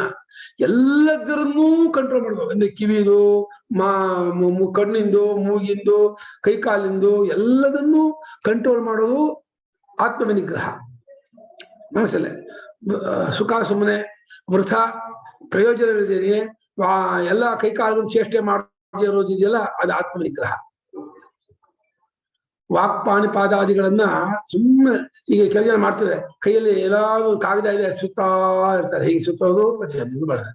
ಒಂದು ಕಡ್ಡಿ ಇದೆ ಹೀಗೆ ಇರ್ತಾ ಇರ್ತಾರೆ, ಕಾಗದ ಹರಿತಾ ಇರ್ತಾರೆ, ಏನೂ ಪ್ರಯೋಜನ ಇಲ್ಲ. ಒಂದು ಮಂಚದ ಮೇಲೋ ಅಥವಾ ಕುರ್ಚಿ ಮೇಲೆ ಕೂತಿದ್ರೆ ಕಾಲನ್ನು ಬಿಡಿ ಅಲ್ಲಾಡ್ಸ್ತಾ ಇರ್ತಾರೆ. ಸುಮ್ಮನೆ ಚಪ್ಪಲ ಅದು, ಕಾಲಲ್ಲಿ ಅಲ್ಲಾಡ್ಸ್ತಾ ಇರೋದು, ಕೈದು ಹೀಗೆ ಮಾಡ್ತಾ ಇರೋದು, ಏನೋ ಮಾಡ್ತಿರ್ತಾರೆ. ಅದನ್ನೆಲ್ಲ ಕಂಟ್ರೋಲ್ ಮಾಡೋದಿದೆಯಲ್ಲ, ಹತೋಟಿ ಇಟ್ಕೊಳ್ಳೋದಿದೆಯಲ್ಲ, ಅದು ಆತ್ಮವಿನಿಗ್ರಹ. ವಾಗಿಂದ್ರಿಯದ್ದಾದ ವಿಶೇಷವಾದಂತಹ ವ್ಯಾಪಾರವನ್ನ ಹತೋಟಿ ಇಡೋದು ಮೌನ ಅಂತ ಅರ್ಥ ಮಾಡೋದು. ಎರಡು ಮನಸ್ಸಿಂದ. ಹಾಗೆ ಸರ್ವತಃ ಅಂದ್ರೆ ಎಲ್ಲಾ ಕಡೆಯಿಂದಲೂ ಸಾಮಾನ್ಯ ರೂಪವಾದ ಅಂದ್ರೆ ಎಲ್ಲ 10 ಇಂದ್ರಿಯ ಇದೆಯಲ್ಲ, 10 ಇಂದ್ರಿಯದಲ್ಲಿ ವಾಗಿಂದ್ರಿಯ ಒಂದು, ವಾಗಿಂದ್ರಿಯದ್ದು ಮೌನ, ಇನ್ನು ಬಾಕಿ 9ರ ನಿಗ್ರಹ ಆತ್ಮವಿನಿಗ್ರಹ. ಎರಡಕ್ಕೂ ಮನಸ್ಸೇ. ಕರ್ಮೇಂದ್ರಿಯ 5, ಜ್ಞಾನೇಂದ್ರಿಯ 5. ಕರ್ಮೇಂದ್ರಿಯ 5ರಲ್ಲೇ ವಾಗಿಂದ್ರಿಯ ಒಂದು. ವಾಗಿಂದ್ರಿಯ ನಿಗ್ರಹಕ್ಕೆ ಮೌನ ಕೆಲಸ ಮಾಡಿದರು. ಅದು ಮನಸ್ಸಿನ ಪೂರ್ವಕವಾಗಿ ಮಾಡುವಂತಹದ್ದು ಅಂತಾದ್ರಿಂದ ಅದು ಮನಸ್ಸಿನ ಮಾನಸಿಕ ತಪಸ್ಸು ಅಂತ ಹೇಳಿದ್ರು. ಇನ್ನು 9 ಕರ್ಮೇಂದ್ರಿಯದ 4, ಜ್ಞಾನೇಂದ್ರಿಯದ 5, ಅದೆಲ್ಲವನ್ನೂ ಎಲ್ಲಾ ರೀತಿಯಿಂದಲೂ ಹತೋಟಿ ಇಟ್ಕೊಂಡು ಸಮಾಧಾನ ಮಾಡಿಕೊಂಡು ಶಾಂತವಾಗಿಟ್ಕೊಂಡು ಅಲುಗಾಡದೆ ನೋಡ್ಕೊಳ್ಳೋದಿದೆಯಲ್ಲ, ಅದು ಆತ್ಮವಿನಿಗ್ರಹ ಅಂತ ಅರ್ಥ ಮಾಡಿದ್ವಿ. ಇನ್ನು ಭಾವ ಸಂಶುದ್ಧಿ ಪರೈಹಿ ವ್ಯವಹಾರ ಕಾಲೇ ಅಮಾಯಿತ್ವಂ ಭಾವ ಸಂಶುದ್ಧಿ. ಅಲ್ಲ, ಭಾವ ಅಂದ್ರೆ ಭಾವ ಸಂಶುದ್ಧಿ ಮೂಲ ಪದ. ಇನ್ನೊಬ್ಬರೊಡನೆ ಪರಾಹಿ ವ್ಯವಹಾರ, ಬೇರೆಯವರೊಡನೆ ಅಂತ. ವ್ಯವಹಾರ ಅಂದ್ರೆ ಮಾತು, ಕ್ರಿಯೆ, ಮನಸ್ಸಿನ ಚಿಂತನೆ, ಮೂಲಕ ವ್ಯವಹಾರ ಅಂತಾರೆ. ಇಂದ್ರಿಯ ವ್ಯಾಪಾರ, ದೇಹ ವ್ಯಾಪಾರ, ಮನೋವ್ಯಾಪಾರದ ಒಟ್ಟಿಗೆ ವ್ಯವಹಾರ ಅಂತ.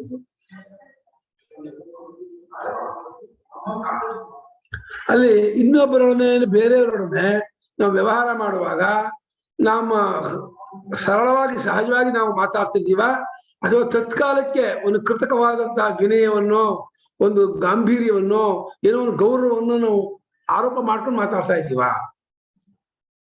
ನಮ್ಮ ಜ್ಞಾನಪ್ರಸನ್ನ ಅಂತ ಹೇಳೋ ಸುಂದರಿಯಾದಂತಹ ಟೀನೇಜಿನ ಹುಡುಗಿ ಬಂದ್ರೆ, ತುಂಬಾ ಚೆನ್ನಾಗಿರೋ ಹುಡುಗಿ ಬಂದ್ರೆ, ಈ ಗಂಡು ಹುಡುಗರಿಗೆ ಆಸಕ್ತಿಗಳಿಗೆ ವಿಶೇಷವಾಗಿ ಆ ಹುಡುಗಿ ಹತ್ರ ಮಾತಾಡ್ಬೇಕಾದ್ರೆ ತುಂಬಾ ಒಂದು ಇದು ಬರುತ್ತೆ, ಪೊಲೈಟ್ನೆಸ್ ಬರುತ್ತೆ, ಬಹಳ ಪ್ರೀತಿ ಬರುತ್ತೆ. ಇಲ್ಲದೇ ಯಾರ ಜೊತೆಲೂ ಪ್ರೀತಿ ಇಟ್ಕೊಂಡು ಅವರ ತನ್ನ ಅಕ್ಕ ತಂಗಿ ತನ್ನ ತಂದೆ ತಾಯಿ ಹತ್ರ ಪ್ರೀತಿ ಇಟ್ಕೊಂಡಿರಲ್ಲ, ಇವಳ ಜೊತೆ ವಿಶೇಷವಾದ ಪ್ರೀತಿನ ಪ್ರಕಟ ಮಾಡ್ತಾನೆ, ವಿಶೇಷವಾದಂತಹ ಗಾಂಭೀರ್ಯ ತೋರಿಸ್ತಾನೆ, ವಿನಯ ತೋರಿಸ್ತಾನೆ. ಅಂದ್ರೆ ಇವನ ಮಾತು ತುದಿಯಲ್ಲಿ ಆ ನಿರೀಕ್ಷೆ ಇದೆ, ಅವಳಿಗೆ ನನ್ನ ಬಗ್ಗೆ ಒಳ್ಳೆ ಇಂಪ್ರೆಸ್ ಆಗಬೇಕು. ಇದು ಕಪಟ, ಇದು ಭಾವ ಸಂಸಿದ್ಧಿ ಅಲ್ಲ ಅಂತ ಅರ್ಥ. ಭಾವ ಸಂಸಿದ್ಧಿ ಪಾಪ ಗುರುಗಳೇ, ಆ ವಯಸ್ಸೇ ಹಂಗೆ ಅಲ್ವಾ ಗುರುಗಳೇ? ಅಲ್ಲ, ಅದನ್ನು ಕಂಟ್ರೋಲ್ ಮಾಡ್ಬೇಕಮ್ಮ. ವಯಸ್ಸಾಗಾದ್ರೂ ನಾವು ಯೋಚನೆ ಮಾಡ್ಬೇಕು. ನಾನು ನನ್ನ ಸಹಜತೆಯಿಂದ ಮಾತಾಡ್ತಾ ಇದ್ದೀನ, ಇವಳಿಗೆ ನನ್ನ ಮೇಲೆ ಒಳ್ಳೆ ಇಂಪ್ರೆಸ್ ಆಗಲಿ ಮಾತಾಡ್ತಾ ಇದ್ದೀನ. ಇವಳಿಗೆ ನನ್ನ ಮೇಲೆ ಒಳ್ಳೆ ಇಂಪ್ರೆಸ್ ಆಗಿ ಮಾತಾಡಿದ್ರೆ ಅದು ಕಪಟ, ಅದು ಸಹಜ ಅಲ್ಲ, ಅದು ಸರಳ ಅಲ್ಲ. ಹಾಗೆ ಮಾತಾಡಬಾರ್ದು. ಹಾಗೆ ದೊಡ್ಡ ರಾಜಕಾರಣಿಗಳು, ಅಧಿಕಾರಿಗಳು, ಶ್ರೀಮಂತರು ಬಂದ್ರೆ ಅವಾಗಲೂ ಒಂದು ಕೃತಕವಾದಂತಹ ಒಂದು ಗೌರವ, ಒಂದು ವಿನಯ, ಒಂದು ಪ್ರೇಮ ಕೃತಕವಾಗಿ ಬರುತ್ತೆ. ಕೃತಕವಾದ ಪ್ರೇಮ, ಕೃತಕವಾದ ವಿನಯ, ಕೃತಕವಾದ ಗೌರವ, ಅದು ನಿಜವಾದ ಗೌರವ ಅಲ್ಲ. ನಿಜವಾದಂತಹ ಗೌರವ ಮಾಡೋ ಸ್ವಭಾವ ಎಲ್ಲರೂ ಸಿಗ್ಬೇಕು. ನಮ್ಮ ಇವರಿದ್ರು ಲಿಂಗದಲ್ಲಿ ನರಸಿಂಹಮೂರ್ತಿಗಳು ಎಷ್ಟು ಚೆನ್ನಾಗಿ ಯಾರಾದ್ರೂ ಎಷ್ಟು ಪ್ರೇಮದಿಂದ ಎಷ್ಟಿದೆ ಮಾತಾಡ್ಸೋರು ಅಂದ್ರೆ ಒಬ್ರಿಗೂ ಹರ್ಟ್ ಮಾಡ್ತಿರ್ಲಿಲ್ಲ. ಪರಮ ಸಾತ್ವಿಕರು. ನೀವು ಅವ್ರನ್ನ ನೋಡ್ಬೇಕಾಗಿತ್ತು. ತುಂಬಾ ಅವರು ಸಭೆಗೆ ಬಂದ್ರೆ ಅವರದ್ದು ಮಾತಾಡಿಯಿಂದ ಅವ್ರು ಮಾತಾಡೋರು ಹೊರತು ಮಾತು ಮಾಡ್ಸಿರ್ಲಿಲ್ಲ. ಅವ್ರು ಕೂರೋರು ಅಷ್ಟೇ. ನಾನ್ ಬಹಳ ದೊಡ್ಡ ಒಂದು ದೊಡ್ಡ ಮಕ್ಕಳಿದ್ದ ಅಲ್ಲೇ ಕೂತ್ಕೊಂಡ್ಬಿಡೋರು. ತುಂಬಾ ವಿದ್ಯಾವಂತವರು, ಸಾಮಾನ್ಯ ವಿದ್ಯಾವಂತರಲ್ಲ, ತುಂಬಾ ವಿದ್ಯಾವಂತರು. ಶಾಸ್ತ್ರಾಧ್ಯಯನ ಮಾಡಿದ್ದಾರೆ, ವೇದಾಧ್ಯಯನ ಮಾಡಿದ್ದಾರೆ, ಸಂಸ್ಕೃತ ಎಲ್ಲ ಮಾಡಿದ್ದಾರೆ. ಅವ್ರ ಹತ್ರ ನೀವು ಏನಾದ್ರು ಸಭೆಯಲ್ಲಿ ಒಂದು ಎರಡು ಮಾತಾಡಿ ಅಂದ್ರೆ ಶಾರ್ಟ್ ಅಂಡ್ ಸ್ವೀಟ್, ಸುಮ್ಮನೆ 4-6 ವಾಕ್ಯ ಹೇಳ್ತಾರೆ, ಬಹಳ ಮೃದು ಹೇಳ್ತಾರೆ, ತುಂಬಾ ಚೆನ್ನಾಗಿ ಹೇಳ್ತಿದ್ರು. ಅದು ಮತ್ತೆ ಅವರು ಬಹಳ ಎಲೆಮರೆಕಾಯಿಗೆ ಇದ್ರು. ಎಲೆಮರೆಕಾಯಿನ ಗೊತ್ತಾ ನಿಮ್ಗೆ? ಎಲೆಮರೆಕಾಯಿ ಅಂದ್ರೆ ಈ ಜನರ ಕಣ್ಣಿಗೆ ಬೀಳದೇನೆ ಎಲೆ ಹಿಂದೆ ಇದು ಕಲ್ಲಿನ ಏಟಕ್ಕೂ ಬೀಳಲ್ಲ, ಅದು ಜನರಿಗೂ ಕಾಣಲ್ಲ. ಹಾಗೆ ಅವರು ಯಾರು ತೋರಿಸ್ಕೊಳ್ತಿಲ್ಲ. ತುಂಬಿದ ಕೊಡ ತುಳ್ಕೊಲ್ಲ ಅನ್ನೋದು ಹಂಗಿದ್ರು ಅವರು, ಪುಣ್ಯಾತ್ಮರು. ಹಾಗಿರ್ಬೇಕು. ನಾನು ಹೇಳೋದು, ನಮ್ಮಲ್ಲಿ ಸಹಜವಾದಂತಹ ವಿನಯ, ಸಹಜವಾದಂತಹ ಗೌರವ, ಸಹಜವಾದ ಪ್ರೇಮ ನಮ್ಮ ಸ್ವಭಾವ ಇರ್ಬೇಕೆ ಹೊರತು ಯಾರೋ ತುಂಬಾ ಶ್ರೀಮಂತರು, ನಮ್ಮ ಅನುಪಮ ಜೊತೆ ಒಳ್ಳೆ ವಿಶ್ವಾಸ ಇಟ್ಕೊಂಡ್ರೆ ಅವ್ರು ತುಂಬಾ ಇದೆಲ್ಲ ಅವ್ರು ಕೊಡ್ತಾರೆ ಅಂದ್ರೆ ಇದು ಠಕ್ಕ ಮೋಸಗಾರ ಅಂತ ಅರ್ಥ. ಅವನು ಅವ್ರು ತುಂಬಾ ಅನುಕೂಲವಾಗಿದ್ದಾರೆ, ಅವ್ರ ಜೊತೆ ಒಳ್ಳೆ ವಿಶ್ವಾಸ ಇಟ್ಕೊಂಡ್ರೆ, ಒಳ್ಳೆ ಆತ್ಮೀಯತೆ ಬೆಳೆಸ್ಕೊಂಡ್ರೆ ಅವ್ರು ನಮ್ಗೆ ಸಹಾಯ ಮಾಡ್ತಾರೆ, ನಮ್ಗೆ ಅನುಕೂಲ ಮಾಡ್ತಾರೆ. ಅವ್ರು ನಿಜವಾದಂತಹ ಪ್ರೇಮಿ ಅಲ್ಲ, ನಿಜವಾದಂತಹ ವಿಶ್ವಾಸಿ ಅಲ್ಲ, ಅವ್ರು ವಿಶ್ವಾಸಘಾತಕ. ಅವರು ತುಂಬಾ ಅದು ಪ್ರಯೋಜನ ಉದ್ದೇಶ ಮಾಡ್ಕೊಂಡು ಒಬ್ಬರನ್ನು ಹಚ್ಕೊಳ್ಳೋದಿದೆಯಲ್ಲ, ಅದೆಲ್ಲ ತಪ್ಪದು, ಅದು ಮೋಸ. ಅದಿರಬಾರ್ದು. ಸಹಜವಾದ ನಡವಳಿಕೆ. ನಮ್ಮಲ್ಲಿ ನಮ್ಗೇನೋ ಒಂದು ಒಬ್ಬೊಬ್ಬರ ಸ್ವಭಾವ ಒಂದೊಂದು ರೀತಿ ಇರುತ್ತೆ. ಅವ್ರವ್ರ ಸ್ವಭಾವದಿಂದ ಅವ್ರು ನಡ್ಕೊಂಡ್ರೆ ಸಾಕೆ ಹೊರತು ನಾನು ಯಾರನ್ನೂ ಮಿಮಿಕ್ರಿ ಮಾಡ್ತೀನಿ, ಅವ್ರು ಮಾತಾಡೋ ಹಾಗೆ ಮಾತಾಡ್ತೀನಿ, ಅವ್ರು ತೋರಿಸೋ ಹಾಗೆ ಗೌರವ ತೋರಿಸ್ತೀನಿ, ಅದೆಲ್ಲ ಕೃತಕ. ಅದು ಕೃತಕ ಮಾಡಬಾರ್ದು. ಕೃತಕ ಯಾವತ್ತಿಗೂ ಅದು ಟೆಂಪ್ರವರಿ, ಅದು ಕೃತಕ ಇದಲ್ಲ.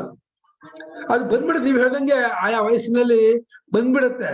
ಅದನ್ನು ಕಂಟ್ರೋಲ್ ಮಾಡೋದೇ ಇಲ್ಲಿ ವಿಶೇಷ ಹೇಳ್ತಿರೋದು. ಇದು ಅಧ್ಯಾತ್ಮ ವಿದ್ಯೆ ಆಗಿರೋದ ಇಂತಹ ಸಂದರ್ಭ ನಾನು ಹಾಗಿಟ್ಕೋಬಾರ್ದು. ಹಾಗೆ ಪರೈಹಿ ವ್ಯವಹಾರ ಕಾಲೇ, ಬೇರೆಯವರನ್ನ ವ್ಯವಹಾರ ಮಾಡುವ ಕಾಲದಲ್ಲಿ ಮಾಯಾವಿತ್ವವಿಲ್ಲದೆ ಇರೋದಿದೆಯಲ್ಲ, ಅದು ಭಾವ ಸಂಶುದ್ಧಿ. ಹುಡುಗರು ಬಂದ್ರೆ ಒಂದ್ಸಲ ಏನ ಹಾಗೆ ತಿರಸ್ಕಾರ ಮಾತಾಡೋದು. ಅದು ಅಂಗಡಿ ಇಟ್ಕೊಂಡವನಾಗಿದ್ದು ಹುಡುಗರು ಬಂದ್ರೆ ಆ ಹುಡುಗರಂತ ಸಕ್ಕರೆನೋ ಅಕ್ಕಿನೋ ಕೇಳಿದ್ರೆ 1 kgಗೆ 40 ರೂಪಾಯಿ 50 ರೂಪಾಯಿ ಇದ್ದೆ, ಅವನ 80 ರೂಪಾಯಿ ತಗೊಂಡ್ಬಿಡೋದು. 20 ರೂಪಾಯಿ ವಾಪಸ್ 100 ರೂಪಾಯಿ ತಂದಿರ್ತಾನೆ, 20 ರೂಪಾಯಿ ವಾಪಸ್ ಕೊಟ್ಟು ಕಳಿಸ್ಬಿಡೋದು. ಮನೆಯವ್ರು ಬಂದು ನೀ 100 ರೂಪಾಯಿ ಕೊಟ್ಟು ಕಳ್ಸಿದೀವಿ, 1 kg ಅಕ್ಕಿಗೆ 80 ರೂಪಾಯಿ ಇಲ್ಲಪ್ಪ, ನಾನು 50 ರೂಪಾಯಿ ತಗೊಂಡಿರೋದು. ಅವನು ಎಲ್ಲ ಕೆಡ್ಕೊಂಡು ಹೋಗಿದ್ದಾನೆ, ನಾನೇನ್ ಮಾಡಕ್ಕಾಗತ್ತೆ ಅಂದ್ಬಿಟ್ರೆ ಇದು ಪ್ರೂವ್ ಮಾಡಕ್ಕಾಗತ್ತಾ? ಇದು ಕಪಟ. ಈ ರೀತಿ ಇದು ಮಾಯಾವಿತ್ವವಿಲ್ಲದೇನೆ ಭಾವ ಅಂದ್ರೆ ಅದರ ಸಂಶುದ್ಧಿ, ಅದರ ಸ್ವಚ್ಛತೆ, ಅದು ಪೋಷಣೆ ಅಲ್ಲ. ಅತಿಪೋಷಣ ಹಾ ಹಂಗೆ ಸರ್ಕಾರಿ ಇದ್ದೇನೆ ಅಲ್ಲ ಶಾಸನ ಆದ್ಮೇಲೆ ಹುಟ್ಟೋರಾಣಂದೆ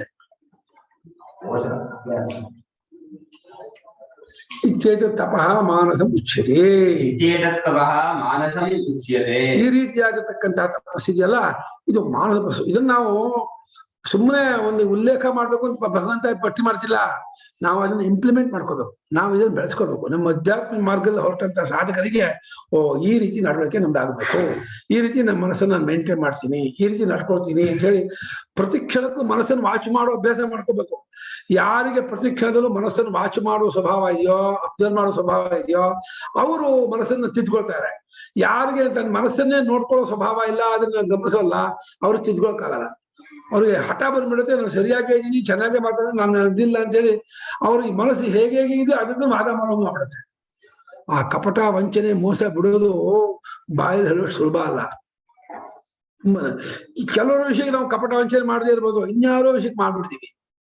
ಇವಾಗ ಒಂದು 50 ರೂಪಾಯಿ 100 ರೂಪಾಯಿ ವಿಷಯಕ್ಕೆ ನಾವು ಕಪಟ ವಂಚನೆ ಮಾಡದೇ ಇರ್ಬೋದು. ಲಕ್ಷಾಂತರ ರೂಪಾಯಿ ವ್ಯವಹಾರ ಬಂದಾಗ ಅವಾಗ ಸ್ವಲ್ಪ ಕೋಟ್ಯಾಂತರ ವ್ಯವಹಾರದಲ್ಲಿ 100% ಮಾಡ್ತಾರೆ. ಈಗ 5 ರೂಪಾಯಿಗೆ 100, 10 ರೂಪಾಯಿಗೆ 100 ರೂಪಾಯಿಗೆ ಸಣ್ಣ ಸಣ್ಣ ಮಾಡ್ತಾರೆ, ಸರ್ಕಾರಗಳು ಮಾಡ್ತಾರೆ.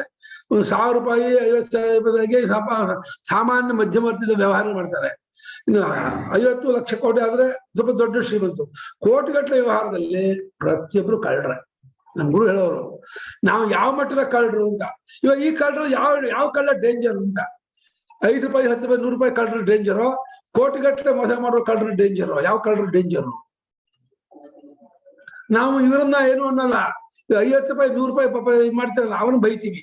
ಪಾಪ ತರಕಾರಿ ಹಾಕು ಮಾಡ್ತಾರಲ್ಲ ಅವನು 30 ರೂಪಾಯಿ ಸರ್ಕಾರಿ ಕೆಜಿ 30 ರೂಪಾಯಿ ಅಲ್ಲ 25 ರೂಪಾಯಿ ಇರೋದು, 20 ಕೊಡೋದು. ಪಾಪ ಹೊತ್ಕೊಂಡು ಏನು ಅದೇ ಸೀರೆ ಅಂಗಡಿಗೆ ಚಿನ್ನವಾರ ಅಂಗಡಿಗೆ ಹೋದ್ರೆ 1000 ರೂಪಾಯಿ ಹೊಡಿತಾರೆ. ಬಾಯ ಮಶು ಪಟ್ಟು ಬರ್ತೀವಿ ನಾವು. ನಮ್ಗೆ ಅಲ್ಲಿ ಏನು ಅನ್ಸೋದೇ ಇಲ್ಲ. 5 ರೂಪಾಯಿ 10 ರೂಪಾಯಿ ಪಾಪ ಏನೋ ಕಷ್ಟಪಟ್ಕೊಂಡು ಜೀವನ ಮಾಡಿ ತಲೆ ಮೇಲೆ ಹೊತ್ಕೊಂಡು ಬೆಲೆಯಿಂದ ಹಂಜೆಗೂ ತಿರ್ಕೊಂಡು ಜೀವನ ಮಾಡೋ ಸಾಮಾನ್ಯ ಕೂಲಿ ತಲೆ ಮೇಲೆ ನಾವು 5 ರೂಪಾಯಿ 10 ರೂಪಾಯಿ ತಲೆ ಹೊಡಿತೀವಿ. ನಾವು ಇಲ್ಲೇ ನಾವು ಮಾಡ್ಸೋ ತಪ್ಪು.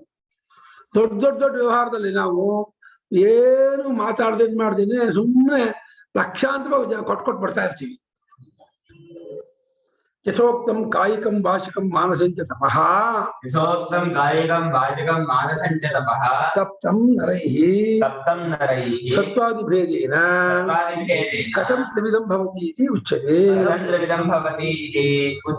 ಈಗ 3 ತರಹ ತಪಸ್ಸು ಹೇಳಿದ ಪರಮಾತ್ಮ. ಒಂದು ಕಾಯಿಕ ತಪಸ್ಸು, ಕಾಯಸ್ಯ ಇದಂ ಕಾಯಿಕಂ, ಕಾಯ ಅಂದ್ರೆ ಶರೀರಕ್ಕೆ ಸಂಬಂಧಪಟ್ಟ ತಪಸ್ಸು, ಮಾತಿಗೆ ಸಂಬಂಧಪಟ್ಟ ತಪಸ್ಸು, ಮನಸ್ಸಿಗೆ ಸಂಬಂಧಪಟ್ಟದ್ದು ಅಂತ ಹೇಳಿ 3 ತರಹ ತಪಸ್ಸನ್ನ ನರರು ಮನುಷ್ಯರು ಚೆನ್ನಾಗಿ ತಪ್ಪಿಸಿದ್ದಾದರೆ ಅಂದ್ರೆ ಅದನ್ನ ನಡೆಸಿದ್ದಾದರೆ ಅವಾಗ ನಡೆಸಿದ್ದಾದ ಆ ತಪಸ್ಸು ಸಾತ್ವಿಕವಾದರೆ ಯಾವ ರೀತಿ ಫಲ ಕೊಡುತ್ತೆ, ರಾಜಸವಾದರೆ ಯಾವ ರೀತಿ, ತಾಮಸವಾದರೆ ಯಾವ ರೀತಿ, ಆ ರೀತಿಯಲ್ಲೂ ರಾಜಸ ತಾಮಸ ಸಾತ್ವಿಕ ಉಂಟು ಅಂತ ಇದ್ದಾರೆ. ಸತ್ವಾದಿ ಭೇದದಿಂದ ಅದು ಯಾವ ರೀತಿ 3 ತರಹ ಆಗತ್ತೆ ಅನ್ನೋದನ್ನ ಹೇಳ್ತೀನಿ ಕೇಳಪ್ಪ ಅರ್ಜುನ ಅಂತ ಹೇಳಿ ಪರಮಾತ್ಮ ಪಟ್ಟಿ ಮಾಡ್ತಾನೆ. ಶ್ರದ್ಧೆಯ ಪರಯ ತಪ್ತಂ ತಪಸ್ತತ್ರಿವಿಧಂ ನರೈಃ ಅಫಲಾಕಾಂಕ್ಷಿಯುಕ್ತೈಃ ಸಾತ್ವಿಕಂ ಪರಿಚಕ್ಷತೆ. ಶ್ರದ್ಧೆಯ ಪರಯ ತಪ್ತಂ ತಪಸ್ತತ್ರಿವಿಧಂ ನರೈಃ ಅಫಲಾಕಾಂಕ್ಷಿಭಿರ್ಯುಕ್ತೈಃ ಸಾತ್ವಿಕಂ ಪರಿಚಕ್ಷತೆ. ಶ್ರದ್ಧೆಯ ಪರಯ ತಪ್ತಂ ತಪಃ ತದ್ ತ್ರಿವಿಧಂ ನರೈಃ ಅಫಲಾಕಾಂಕ್ಷಿಭಿಃ ಯುಕ್ತೈಃ ಸಾತ್ವಿಕಂ ಪರಿಚಕ್ಷತೆ. ಈ 3 ತಪಸ್ಸು ಯಾವುದು? ಕಾಯಿಕ, ವಾಚಿಕ, ಮಾನಸಿಕ 3 ತಪಸ್ಸನ್ನು ಪರಯ ಶ್ರದ್ಧೆಯ ಅಂತ ಸೇರಿಸಿದ ಪರಮಾತ್ಮ. ಬರೀ ಶ್ರದ್ಧೆಯಿಂದ ಅಂತಿಲ್ಲ, ಹೆಚ್ಚಿನದಾದ ಶ್ರದ್ಧೆ ಅಂತಂದ್ರೆ ಗುರುವಾಕ್ಯದಲ್ಲೂ ಶಾಸ್ತ್ರವಾಕ್ಯದಲ್ಲೂ ಭಗವಂತನಲ್ಲೂ ಜನ್ಮಾಂತರ ಲೋಕಾಂತರದಲ್ಲೂ ಪುಣ್ಯ ಪಾಪದಲ್ಲೂ ಒಂದು ಸಂಪ್ರದಾಯದಲ್ಲೂ ಪರಮ ಪ್ರೇಮ ಇಟ್ಕೊಂಡಂತಹ ನಂಬಿಕೆ. ಪ್ರೇಮ ಇರಬೇಕು, ಪ್ರೇಮ ಪೂರ್ವಕವಾದ ನಂಬಿಕೆ. ಒಂದು ಮೂಢನಂಬಿಕೆ ಆಗ್ಬಾರ್ದು, ಕುರುಡು ನಂಬಿಕೆ ಆಗ್ಬಾರ್ದು. ನಂಬಿಕೆ, ಶ್ರದ್ಧೆ ಅಂದ್ರೆ ನಂಬಿಕೆ. ಆ ನಂಬಿಕೆಯ ಹಿನ್ನೆಲೆಯಲ್ಲಿ ಪ್ರೇಮ ಇದೆ. ಯಾರಲ್ಲಿ ಪ್ರೇಮ ಇದೆ? ಭಗವಂತನಲ್ಲೂ ಪ್ರೇಮ ಇದೆ, ಗುರುಗಳಲ್ಲೂ ಪ್ರೇಮ ಇದೆ, ಶಾಸ್ತ್ರದಲ್ಲಿ ಪ್ರೇಮ ಇದೆ, ಜನ್ಮಾಂತರ ಲೋಕಾಂತರದಲ್ಲಿ, ಪುಣ್ಯ ಪಾಪದಲ್ಲಿ ಮತ್ತು ಸತ್ಸಂಪ್ರದಾಯದಲ್ಲಿ ಇಷ್ಟಲ್ಲೂ ನಂಬಿಕೆ ಇಟ್ಕೊಂಡವನು ಶ್ರದ್ಧಾವಂತ ಅನ್ಸ್ಕೊಳ್ತಾನೆ ಹೊರತು, ಆಸ್ತಿಕ ಅನ್ಸ್ಕೊಳ್ತಾನೆ ಹೊರತು, ಬರೀ ದೇವ್ರನ್ನ ನಂಬೋರು ಆಸ್ತಿಕರು ಅಷ್ಟಕ್ಕೆ ಪೂರ್ಣ ಆಗಲ್ಲ. ಆಸ್ತಿಕತೆಯ 1% ಹೌದು, ದೇವರನ್ನ ನಂಬೋರು ಆಸ್ತಿಕರು ನಂಬ್ತೀವಿ. ಬರೀ ದೇವರಿದಾನೆ ನಂಬಿದ ಮಾತ್ರಕ್ಕೆ ಆಸ್ತಿಕತೆಯ ಪೂರ್ಣತೆ ಆಗಲ್ಲ. ಆಸ್ತಿಕತೆಯ ಪೂರ್ಣತೆ ಆಗಬೇಕಾದ್ರೆ ಅದಕ್ಕೆ 8-10 ಗುಣಗಳಿದೆ. ಅಷ್ಟನ್ನು ಕೂಡ್ಕೊಂಡ್ರೆ ನಾವು ಆಸ್ತಿಕರಾಗ್ತೀವಿ. ನೀವು ಆಸ್ತಿಕರು ನಾಸ್ತಿಕರು ನಿಮ್ಮನ್ನು ಕೇಳಿದ್ರೆ ನೀವೇನಂತೀರಾ? ನಾವು ಆಸ್ತಿಕರು ಅಂತೀವಿ. ಆಸ್ತಿಕರು ಅಂದ್ರೆ ನಾವು ಎಷ್ಟು ಮಟ್ಟಿಗೆ ಫಾಲೋ ಮಾಡ್ತೀವಿ ಆಸ್ತಿಕತೆಯಲ್ಲಿ? ನಾವು ಆಚಾರ ವಿಚಾರ ಮಡಿ ಮೇಲಿಗೆ ಫಾಲೋ ಮಾಡ್ತೀವಾ? ಮಡಿ ಮೇಲಿಗೆ ಫಾಲೋ ಮಾಡ್ತಿಲ್ಲ ಅಂದ್ರೆ ಆಸ್ತಿಕತೆಯಲ್ಲಿ ಕೊರತೆ ಇದೆ ಅಂತ ಅರ್ಥ. ಮಡಿ ಮೇಲಿಗೆ ಶುಚಿತ್ವದಲ್ಲಿ ಅಂತ ಅರ್ಥ. ಮಾನಸಿಕ ಶುಚಿ, ದೈಹಿಕ ಶುಚಿ, ಶುಚಿತ್ವಗಳು ನಮ್ಮ ಸಂಪ್ರದಾಯದಲ್ಲಿ ನಮ್ಗೆ ಶ್ರದ್ಧೆ ಇದೆಯಾ? ಸಂಪ್ರದಾಯದಲ್ಲಿ ನಾವು ಹೋಗ್ತಾ ಇದೀವಾ? ಅಲ್ಲಿ ಕೊರತೆ ಇದೆ ಅಂದ್ರೆ ಅಲ್ಲೂ ಆಸ್ತಿಕತೆ ಕೊರತೆ ಇದೆ ಅಂತ ಅರ್ಥ. ಪುಣ್ಯ ಪಾಪದಲ್ಲೂ ಶಾಸ್ತ್ರವಾಕ್ಯದಲ್ಲಿ ಈರುಳ್ಳಿ ತಿನ್ಬೇಡ, ಬೆಳ್ಳುಳ್ಳಿ ತಿನ್ಬೇಡ ಅಂತ ಹೇಳುತ್ತೆ. ಅದೆಲ್ಲ ಈ ಕಾಲಕ್ಕಾಗಲ್ಲ ಹಾಗೆ ಹೀಗೆ ಅಂತಂದ್ರೆ ಅದು ಅಷ್ಟು ಮಟ್ಟಿಗೆ ಆಸ್ತಿಕತೆ ಕೊರತೆ ಇದೆ ಅಂತ ಅರ್ಥ. ಶಾಸ್ತ್ರವಾಕ್ಯ ನಂಬಿಕೆ ಇಲ್ಲ ಅಂತ ಅರ್ಥ. ಶಾಸ್ತ್ರ ಬಾಯಿ ಬಿಟ್ಟು ತಿನ್ಬೇಡ ಅಂತಂದಾಗ್ಲೂ ನಾನು ತಿಂತೀನಿ ಅಂದ್ರೆ ಅವಾಗ ಶಾಸ್ತ್ರ ಮೇಲೆ ಗೌರವ ಪಟ್ಟಂಗಾಯ್ತೋ, ಗೌರವ ಪಟ್ಟದೇ ಇದ್ದಂಗಾಯ್ತೋ? ತಂದೆ ತಾಯಿ ಹೇಳಿದ್ದನ್ನು ಮಾಡದೆ ಹೋದ್ರೆ ತಂದೆ ತಾಯಿ ಗೌರವ ಅಗೌರವ?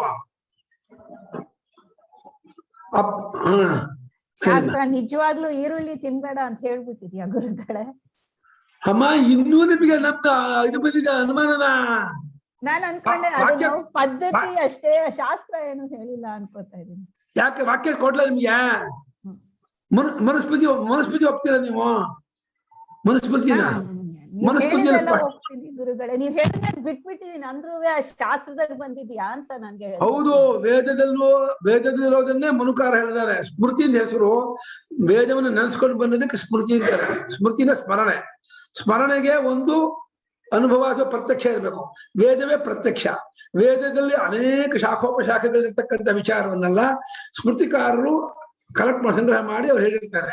ಅಮೇಧ್ಯ ಪ್ರಭವ ಏತೆ ಹೇಳಿ ಆ ಭಕ್ಷ್ಯಾಭಕ್ಷ್ಯ ಪ್ರಕರಣದಲ್ಲಿ ಮನುಸ್ಮೃತಿಯಲ್ಲಿ ಪಲಾಂಡುಂ ಲಶುನಂ ಗೃಂಜನಂ ಛತ್ರಾಕಂ ಅಂತ. ಪಲಾಂಡು ಅಂದ್ರೆ ಈರುಳ್ಳಿ, ಲಶುನ ಅಂದ್ರೆ ಬೆಳ್ಳುಳ್ಳಿ, ಛತ್ರಾಕ ಅಂದ್ರೆ ಮಶ್ರೂಮ್, ಅದು ಇದು ಮಶ್ರೂಮ್ ನಾಯ್ಕೊಳೆ. ಆಮೇಲೆ ಇದು ನುಗ್ಗೆಕಾಯಿ ತಿಂತೀರಾ? ತಿಂತೀರಾ ನೀವು? ನುಗ್ಗೆಕಾಯಿ ತಿಂತೀರ? ನಂಗೆ ಗೊತ್ತು. ಬಿಟ್ಬಿಡ್ತೀನಿ ಗುರುಗಳೇ, ಅದೇನ್ ಕಷ್ಟ. ಬಿಡ್ತೀನಿ ಅನ್ನೋ ವಿಷಯ ಬೇರೆ. ನಾನು ನಿಮ್ಗೆ ಒಬ್ಬರಿಗೆ ಹೇಳ್ತಾ ಇದೀನಿ ಅನ್ಕೋಬೇಡಿ, ಇಲ್ಲಿರುವಂತಹ 40 ಜನಕ್ಕೂ ಹೇಳ್ತಾ ಇದೀನಿ ನಾನು. ಅದೇ ಅಷ್ಟ್ ಕಷ್ಟ. ಈರುಳ್ಳಿ ಬಿಡೋದು ನನ್ಗೆ ಆಶ್ಚರ್ಯ, ಆದ್ರೆ ಸರಿ ಬಿಡ್ಬೇಕು ಅಂತ ಬಿಡ್ತೀವಿ ನಾವೆಲ್ಲ. ಅಲ್ಲ, ಕೆಲವು ಅಭ್ಯಾಸ ಆದ್ರೆ ಸ್ವಲ್ಪ ಕಷ್ಟ ಅನ್ಸತ್ತೆ, ಆದ್ರೆ ಒಂದ್ ಸ್ವಲ್ಪ ದಿವಸ ಬಿಟ್ಮೇಲೆ ಸಹಜ ಆಗ್ಬಿಡತ್ತೆ. ಅದೇನು ಕಷ್ಟ ಆಗಲ್ಲ. 100 ತರಕಾರಿ ಇದೆ. ಈರುಳ್ಳಿ ಇಲ್ಲದೆ ತರಕಾರಿ, ಬೆಂಡೆಕಾಯಿ ಇದೆ, ಬೀನ್ಸ್ ಇದೆ, ಬೇಕಾದ ಒಳ್ಳೆ ಸೊಪ್ಪುಗಳಿದೆ, ಹೀರೆಕಾಯಿ ಇದೆ, ಬದನೆಕಾಯಿ ಇದೆ, ಎಷ್ಟಿದೆ ತರಕಾರಿ.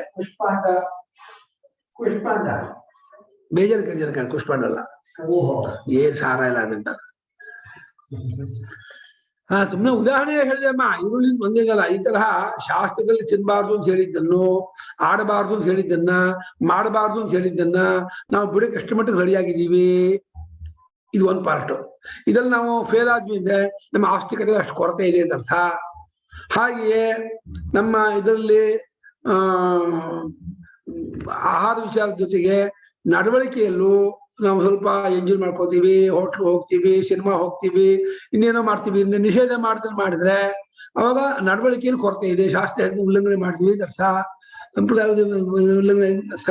ನಮ್ಮ ನಿತ್ಯ ಕರ್ಮಗಳಲ್ಲಿ ನಾವು ಎಷ್ಟರ ಮಟ್ಟಿಗೆ ಸಂಧ್ಯಾದಿಗಳು ಮಾಡದೇ ಇದ್ದವರಾದ್ರೆ ನಮಗೆ ಅದು ಆಸ್ತಿಕತೆ ಕೊರತೆ ಇದೆ ಅಂತ. ನಾನು ದೇವ್ರ ನಂಬ್ತೀನಿಪ್ಪ, ಅದೇನು ಸಂಧ್ಯಾನೆ ಮಾಡೋಲ್ಲ, ನಾನು ಪೂಜೆ ಮಾಡೋಲ್ಲ, ಇದು ಮಾಡೋಲ್ಲ, ತಪ್ಪದು. ಹಾಗೆ ಭಗವಂತ ಸ್ವೇ ಕರ್ಮಣ್ಯಭಿರತಃ ಸಂಸಿದ್ಧಿಂ ಲಭತೆ ನರಹ. ಅವರವರ ಕರ್ಮದಲ್ಲಿ, ವರ್ಣಾಶ್ರಮ ಧರ್ಮದಲ್ಲಿ ಇದ್ದವರು ಸಂಸಿದ್ಧಿಯನ್ನ, ಚಿತ್ತಶುದ್ಧಿಯನ್ನ, ತನ್ಮೂಲಕ ಆತ್ಮಜ್ಞಾನವನ್ನ ಪಡ್ಕೊಳ್ತಾನೆ ಅಂತ ಭಗವಂತ ಹೇಳ್ತಾ ಇದ್ದಾರೆ. ನಮ್ಗೆ ಆ ಮಾರ್ಗದಲ್ಲೇ ನಂಬಿಕೆ ಇಲ್ಲದೆ ಹೋದ ನಾವೆಂತ ಆಸ್ತಿಕರು? ಆತ್ಮಜ್ಞಾನಕ್ಕೆ ಏನೋ ಒಂದು ಮಾರ್ಗ ಹಾಕೊಡ್ತಾನೆ ಪರಮಾತ್ಮ. ಈ ಮಾರ್ಗದಲ್ಲಿ ನೀವು ಹೋದ್ರೆ ನಿಮ್ಗೆ ಆತ್ಮಜ್ಞಾನ ಪ್ರಾಪ್ತಿ ಆಗತ್ತೆ ಅಂತ ಹೇಳ್ತಾನೆ. ನಮ್ಗೆ ಆ ಮಾರ್ಗದಲ್ಲೇ ನಂಬಿಕೆ ಇಲ್ಲ ಅಂದ್ರೆ ನಾವ್ ಹೆಂಗೆ ರೀಚ್ ಆಗೋದು? ಗೋಲ್ ರೀಚ್ ಆಗೋಕ್ಕಾಗದೇ ಇಲ್ಲ. ಹಾಗಾಗಿ ಪರಯಾ ಶ್ರದ್ಧೆ ಅಂದ್ಬಿಟ್ಟ. ಹೆಚ್ಚಿನದಾದ ಶ್ರದ್ಧೆ ಅಂದ್ರೆ ಹೆಚ್ಚಿನ ಪ್ರೇಮದಿಂದ ಕೂಡಿದ್ದಾದ ನಂಬಿಕೆ ಇದೆ ಸರ್. ಇವಾಗ ತಂದೆ ಮೇಲೆ ಹೆಚ್ಚಿನ ನಮ್ಮ ಶ್ರದ್ಧೆ ಅಂದ್ರೆ ತಂದೆ ಮೇಲೆ ಅಪಾರವಾದ ಪ್ರೇಮವಿದ್ದು ಅವ್ರು ಹೇಳಿದಂತ ಮಾತಿನ ನಂಬಿಕೆ ಇದೆ ಪರಯ ಶ್ರದ್ಧಾ. ಆ ಪರ ಅನ್ನೋದು ಪ್ರೇಮಯುಕ್ತವಾದ ಅನ್ನೋದು ಅರ್ಥವನ್ನು ಹೇಳುತ್ತೆ. ಪರಯ ಶ್ರದ್ಧೆಯ ಅಂದ್ರೆ ಹೆಚ್ಚಿನ ಪ್ರೇಮದಿಂದ ಕೂಡಿದ್ದಾದ ನಂಬಿಕೆಯಿಂದ ಯಾವ ತಪಸ್ಸನ್ನು ಮಾಡಿರ್ತಾರೋ, ಅಲ್ಲ 3 ತರಹ ತಪಸ್ಸು, ತ್ರಿವಿಧಂ ತಪಃ, ಕಾಯಿಕ ವಾಚಿಕ ಮಾನಸಿಕ ತಪಸ್ಸನ್ನ ಮನುಷ್ಯರು ಮಾಡಿರ್ತಾರೋ, ಮತ್ತು ಫಲಾಕಾಂಕ್ಷಿ ಇರಬಾರ್ದು, ಅಫಲಾಕಾಂಕ್ಷಿ. ಅಂದ್ರೆ ತನಗಾಗಿ ಆಗಲಿ ಬೇರೆಯವರಿಗಾಗ್ಲಿ ಆಗಲಿ ಯಾರು ಫಲಾಕಾಂಕ್ಷಿ ಇರಬಾರ್ದು. ನಮ್ಮ ಮಕ್ಕಳೆಲ್ಲ ಒಳ್ಳೆ ವಿದ್ಯಾವಂತರಾಗಬೇಕು, ಅವ್ರಿಗೆಲ್ಲ ಒಳ್ಳೊಳ್ಳೆ ಕೆಲಸ ಸಿಗಬೇಕು, ಅವ್ರಿಗೆ ಒಳ್ಳೊಳ್ಳೆ ಕಡೆ ಸೇರಿ ಮದುವೆ ಆಗ್ಬೇಕು, ಗಂಡು ಮಕ್ಕಳಿಗೆ ಒಳ್ಳೊಳ್ಳೆ ಹುಡುಗಿ ಬರಬೇಕು, ಹೆಣ್ಮಕ್ಳಿಗೆ ಒಳ್ಳೊಳ್ಳೆ ಗಂಡ ಸಿಗಬೇಕು ಅನ್ನೋ ಅಪೇಕ್ಷೆ ಇಟ್ಕೊಂಡು ಮಾಡಿದ್ರೆ ಅದಾಗತ್ತೆ. ಅದೇ ಅದು ಸಾತ್ವಿಕ ಆಗಲ್ಲ, ಆ ಫಲ ಆಗತ್ತೆ, ಅದ ಸಾತ್ವಿಕ ತಪಸ್ಸಾಗಲ್ಲ. ಫಲಾಕಾಂಕ್ಷಿಗಳಾಗದೇನೆ ಅದರಿಂದ ಕೂಡ್ಕೊಂಡು ಯಾರು ತಪಸ್ಸನ್ನು ನಡೆಸಿರ್ತಾರೋ ಆ ತಪಸ್ಸನ್ನು ಸಾತ್ವಿಕ ತಪಸ್ಸು. ಸಾತ್ವಿಕ ತಪಸ್ಸು ಇವರು ಮೀನಮ್ಮ ತಕೋಬೋದಮ್ಮ, ತಕೊಳ್ಳಿ. ಗುರುಗಳೇ, ಈ ವಾಂಗ್ಮಯ ತಪಸ್ಸಿಗೆಲ್ಲ ಆ ತರದ ಫಲ ಆಗತ್ತೆ. ವೇದಾಧ್ಯಯನ ಮಾಡ್ಬೇಕಾದ್ರೆ ಏನಾದ್ರು ಫಲಾಪೇಕ್ಷೆ ಇಟ್ಕೊಂಡು ಮಾಡಿದ್ರೆ ಆ ಫಲ ಸಾತ್ವಿಕ ಆಗೋದೇ ಇಲ್ಲ. ಅಲ್ಲ, ಇವಾಗ ನಾವು ಇದ್ ಹೇಳ್ತಾ ಇರೋದು ನಮ್ ಚಿತ್ತ ಶುದ್ಧಿಗೆ ತಾನೆ ಇದೆಲ್ಲ ಮಾಡ್ಬೇಕು. ಅಲ್ಲ, ಸಾತ್ವಿಕ ಆದ್ಮೇಲೆ ಶುದ್ಧ ಶುದ್ಧಿ. ಸಾತ್ವಿಕ ರಾಜ ತಾಮಸ ವಿಭಾಗ ಮಾಡ್ತಾರೆ. ಸಾತ್ವಿಕತ್ವ ಉಂಟಾದ್ರೆ ಚಿತ್ತ ಶುದ್ಧಿ ಆಗತ್ತೆ. ಸಾತ್ವಿಕತ್ವನೇ ನಾವು ಇಟ್ಕೊಳ್ಳದೆ ಹೋದ್ರೆ ಅವುಗಳಲ್ಲಿ ಅಂದ್ರೆ ಇವೆಲ್ಲ ಸಾತ್ವಿಕತೆ ಜಾಸ್ತಿ ಮಾಡ್ಕೊಳಕ್ಕೆ ಹೇಳ್ತಾ ಇರೋದು. ಹೌದು, ಈ ರೀತಿ ಇದ್ರೆ ಸಾತ್ವಿಕವಾಗತ್ತೆ. ಆ ಸಾತ್ವಿಕತೆ ಹೆಚ್ಚು ಮಾಡ್ಕೋಬೇಕು. ಸಾತ್ವಿಕ ಯಾವುದು ಮನುಷ್ಯ ಮಾಡ್ತಿದ್ರೆ ಮುಂಚೆ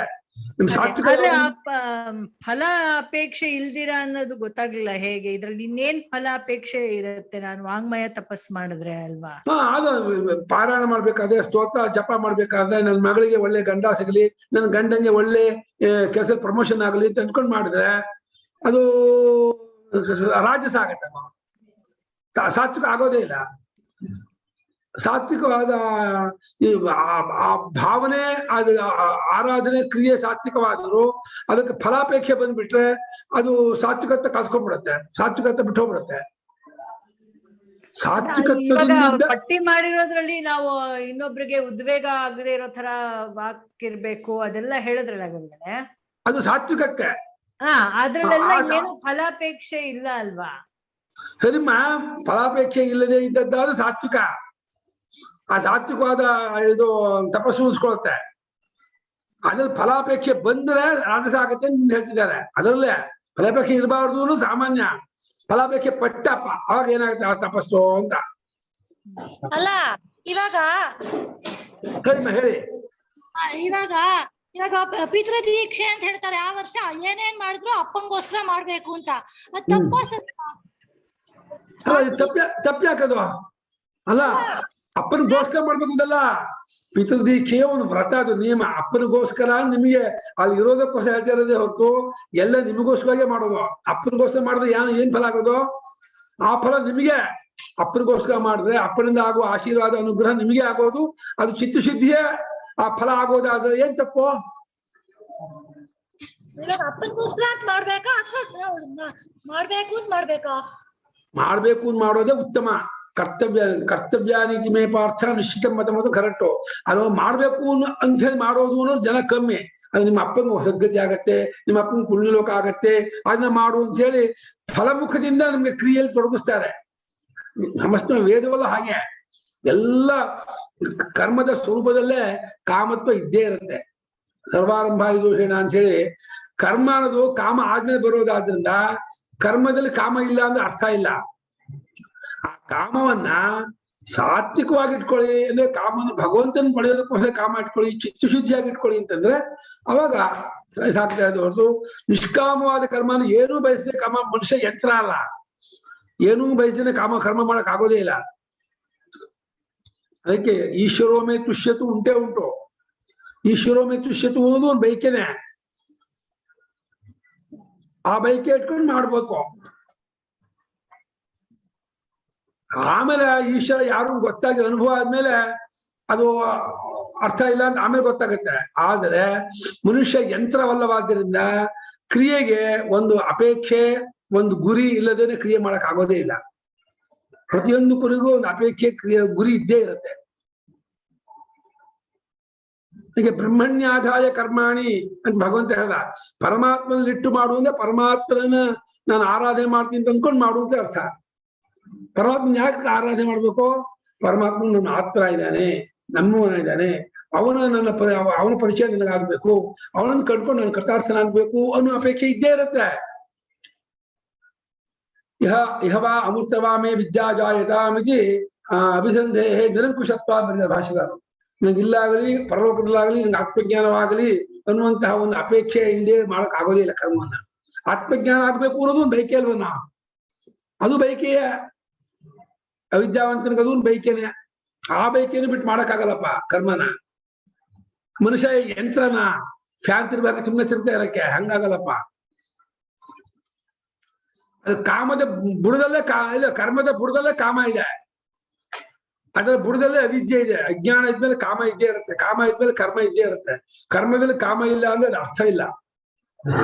ಅದಕ್ಕೋಸ್ಕರ ಕರ್ಮವನ್ನು ಮಾಡುವಾಗ ಕಾಮ ಬಿಟ್ಟು ಅಂದ್ರೆ ವೈಶಿಕ ಕಾಮವನ್ನು ಬಿಟ್ಟು ಇಂದ್ರಿಯ ಸುಖವನ್ನು ಬಿಟ್ಟು ಚಿತ್ತಶುದ್ಧಿ ಆಗಲಿ ಅನ್ನುವಂತ ಬೈಕೆ ಇಟ್ಕೊಂಡು ಮಾಡಿ ಅಂತ ಹೇಳ್ತಾ ಇದ್ದಾರೆ. ನಿಷ್ಕಾಮ ಕರ್ಮ ಶಬ್ದಕ್ಕೆ ಅರ್ಥ ಏನೋ? ಐಹಿಕ ಆಮುಷ್ಟಿಕ ಫಲ ಬೇಡ ಅಷ್ಟೇ. ಅದು ಚಿತ್ತಶುದ್ಧಿಯೂ ಬೇಡ, ಅಂತಃಕರ್ಮ ಆತ್ಮಜ್ಞಾನ ಅದು ಬೇಡ ಆಗಲ್ಲ ಮಾಡಕ್ಕೆ. ಅದು ಈಗ ಅದು ಸಂಗಂ ತಕ್ತ ಆತ್ಮಶುದ್ಧಯೇ. ಆತ್ಮಶುದ್ಧಯೇ ಇತ್ಯುಕ್ತ ಕೋರ್ಥ ಆತ್ಮಾನಾಮ ಅಂತಃಕರಣ. ಚಿತ್ತಶುದ್ಧಿಗಾಗಿ ಕರ್ಮ ಮಾಡೋದು ಉಂಟೇ ಉಂಟು. ತಪ್ಪಾಗಲ್ವಾ ಗುರುಗಳೇ? ನಮ್ಗೆ ಆತ್ಮಜ್ಞಾನ ಅಂದ್ರೆ ಅದು ಒಂಥರದ್ದು ಕಾಮ ಇರ್ಲೇಬಾರ್ದು ಅಂತಾರಲ್ವಾ? ಸೊ ಆ ಕಾಮ ಪರವಾಗಿಲ್ಲ ಅಂತ ಅರ್ಥನ? ಅಲ್ಲಮ್ಮ, ಇವಾಗ ಇನ್ನೊಬ್ರು ಹಾಳ ಹೋಗ್ಲಿ ಅಂತ ಮಾಡೋ ಕರ್ಮಕ್ಕಿಂತ ನನಗೆ ಒಳ್ಳೇದಾಗ್ಲಿ ಅಂತ ಮಾಡೋದು ಒಳ್ಳೇದೋ ಕೆಟ್ಟದ್ದೋ? ಅದು ಒಳ್ಳೇದು ಅಂತೀರ. ಹಾಳ ಹೋಗ್ಲಿ ಮಾಡೋದು ಬೇಡ. ಹಾಗೆ ನನ್ಗೆ ಒಳ್ಳೇದಾಗೋದ್ರಲ್ಲೂ ನನಗೆ ಮಕ್ಕಳಾಗೋದು ದುಡ್ಡಾಗೋದು ಅನ್ನೋಕ್ಕಿಂತ ನನ್ ಚಿತ್ತಶುದ್ಧಿ ಆಗ್ಲಿ ಇರೋದು ಅದನ್ನು ಬೆಟರ್. ಈ ತಪ್ಪು ಸರಿದಕ್ಕೆ ಒಂದು ಸ್ಕೇಲ್ ಇಟ್ಕೋಬೇಕು. ಯಾವ್ದು ಅಪೇಕ್ಷೆ ಇರಬೇಕು?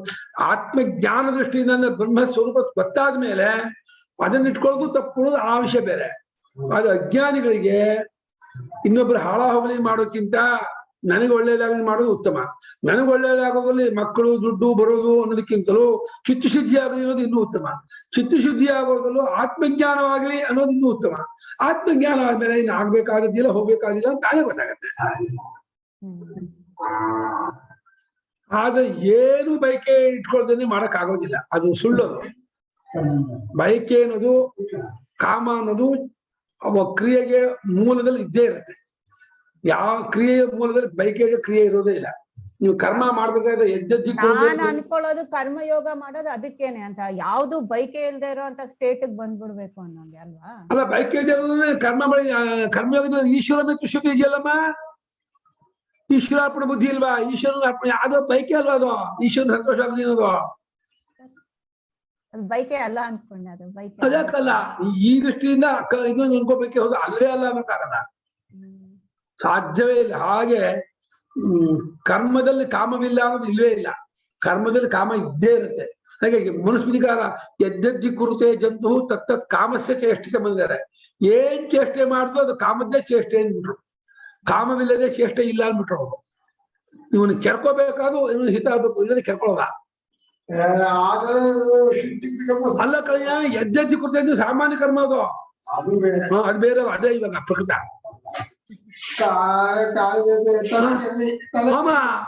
ಬೈಕಲ್ಲಿ ಯಾಕೆ ಸುಮ್ಮನೆ ಯಾಕೆ ಹಾಕೋದಿಲ್ಲ ಬೆನ್ನನ್ನು?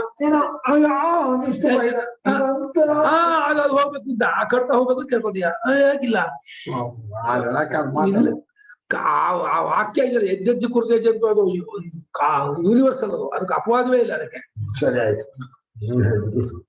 ಹಾಗಾಗಿ ಪರಯಾಶ್, ಆ ಪರಾನ ಪದ ಪ್ರೇಮ ಅಂತ ತೋರಿಸುತ್ತೆ. ಹೆಚ್ಚಿನ ಪ್ರೇಮವನ್ನು ಇಟ್ಕೊಂಡ್ರೆ ನಿಮ್ಗೆ ಯಾರು ತುಂಬಾ ಪ್ರೇಮ, ನಿಮ್ ತಾಯಿ ಮೇಲೆ ನಿಮ್ ತಂದೆ ಮೇಲೆ ತುಂಬಾ ಪ್ರೇಮ ಇದ್ರೆ ಅವ್ರು ಹೇಳಿದ್ದನ್ನ ಯಾವ ಕಾರಣಕ್ಕೂ ನೀವು ತೆಗೆದು ಹಾಕೋಲ್ಲ. ಗಂಡ ಮೇಲೆ ತುಂಬಾ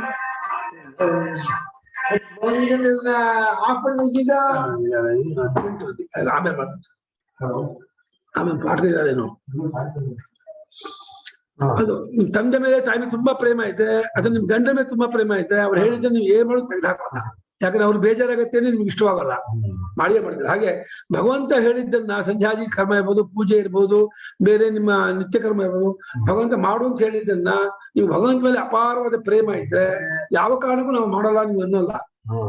ನೀವು ಮಾಡಲ್ಲ ಅಂತ ನಿಮ್ಗೆ ಭಗವಂತ ಮೇಲೆ ಪ್ರೇಮ ಇಲ್ಲ, ಶಾಸ್ತ್ರ ಮೇಲೆ ಪ್ರೇಮ ಇಲ್ಲ ಅಂತ ಅರ್ಥ ಅಲ್ವಾ? ಪರಯಾ ಶ್ರದ್ಧೆಯ ಆಸ್ತಿಕ್ಯ ಬುದ್ಧ್ಯ ಶ್ರದ್ಧೆಯ ಆಸ್ತಿಕ್ಯ ಬುದ್ಧ್ಯ ಪರಯಾ ಪ್ರಕೃಷ್ಟಯ ಪರಯಾ ಪ್ರಕೃಷ್ಟಯ ತಪ್ತಂ ಅನುಷ್ಠಿತಂ ತಪಃ ತಪ್ತಂ ಅನುಷ್ಠಿತಂ ತಪಃ ತತ್ಪ್ರಕೃತಂ ತ್ರಿವಿಧಂ ತತ್ಪ್ರಕೃತಂ ತ್ರಿವಿಧಂ ತ್ರಿಪ್ರಕಾರಂ ಕ್ರಿಯಧಿಷ್ಠಾನಂ ನರೈಃ ಅನುಷ್ಠಾತೃಭಿಃ ಅನುಷ್ಠಾತೃಭಿಃ ಫಲಾಕಾಂಕ್ಷಿಭಿಃ ಫಲಾಕಾಂಕ್ಷಿಭಿಃ ಫಲಾಕಾಂಕ್ಷಾರಹಿತೈಃ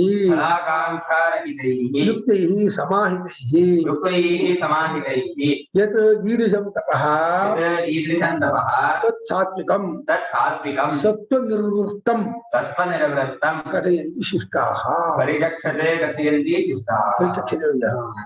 ಶ್ರದ್ಧೆಯಿಂದ ಆಸ್ತಿಕ್ಯ ಬುದ್ಧಿಯಿಂದ ಪೂರ್ಣ ನಂಬಿಕೆಯಿಂದ ಪರಯ ಅಂದ್ರೆ ಹೆಚ್ಚಿನ ಪ್ರೇಮದಿಂದ ಎಷ್ಟೊಟ್ಟು ಪ್ರೇಮ ನಿಮ್ಗೆ ಜಾಸ್ತಿ ಆಗುತ್ತೋ ಅಷ್ಟೊಟ್ಟು ಶ್ರದ್ಧೆ ಜಾಸ್ತಿ ಆಗುತ್ತೆ, ಎಷ್ಟೊಟ್ಟು ಶ್ರದ್ಧೆ ಜಾಸ್ತಿ ಆಗುತ್ತೋ ಅಷ್ಟೊಟ್ಟು ಪ್ರೇಮ ಜಾಸ್ತಿ ಆಗುತ್ತೆ. ಒಂದು ಇದಕ್ಕೆ ಎರಡು ಚಕ್ರ, ಹೇಗೋ ಗಾಡಿಗೆ ಎರಡು ಚಕ್ರ ಇರುತ್ತೋ ಹಾಗೆ ಪ್ರೇಮ ಮತ್ತು ನಂಬಿಕೆ, ಶ್ರದ್ಧೆ ಮತ್ತು ಭಕ್ತಿ, ಇದು ಎರಡು ಗಾಡಿಗೆ ಅದನ್ನು ಕೊಟ್ಕೊಂಡಂತ ಈ ಮುಟ್ಸಕ್ಕೆ ತುದಿಯನ್ನ ಅದನ್ನ ತಪಸ್ಸು ಮಾಡಿದ್ದಾದರೆ, ಅನುಷ್ಠಾನ ಮಾಡಿದ್ದಾದರೆ ಈ ಪ್ರಕೃತವಾದ ಇದೆ ಕಾಯಿಕ ವಾಚಿಕ ಮಾನಸಿಕ ಮೂರು ತಪಸ್ಸಿದೆಯಲ್ಲ, ಮೂರನ್ನು ಅಧಿಷ್ಠಾನ ಅಂದ್ರೆ ಆಶ್ರಯಿಸಿಕೊಂಡಂತ ಒಂದು ದೇಹವನ್ನು ಆಶ್ರಯಿಸಿಕೊಂಡ ತಪಸ್ಸು, ಇಂದ್ರಿಯವನ್ನು ಆಶ್ರಯಿಸಿಕೊಂಡದ್ದು, ಮನಸ್ಸನ್ನು ಆಶ್ರಯಿಸಿಕೊಂಡದ್ದು ಅಂತ ಈ ಮೂರು ಅನುಷ್ಠಾನ ನಡೆಯುವಂತ ಮೂರು ಪ್ರಕಾರ ತಪಸ್ಸಿದೆಯಲ್ಲ, ಅವರು ನರರು ಮನುಷ್ಯರು ಅನುಷ್ಠಾನ ಮಾಡಿದ್ದಾರೆ. ಹಾಗೆ ಅಫಲಾಕಾಂಕ್ಷಿ ವಿಹೀನರು ಅಂದ್ರೆ ಇಹಲೋಕದ ಪರಲೋಕದ ಫಲವನ್ನು ಬಯಸಿದೆ ಅಷ್ಟೇ ಅರ್ಥ. ಅಫಲಾಕಾಂಕ್ಷೆ ಅಂದ್ರೆ ಚಿತ್ತಶುದ್ಧಿಯೂ ಆಗ್ಬೇಕು ಅಂತಿಲ್ಲ ಅಂತ ಅರ್ಥ ಮಾಡಕ್ಕಾಗಲ್ಲ.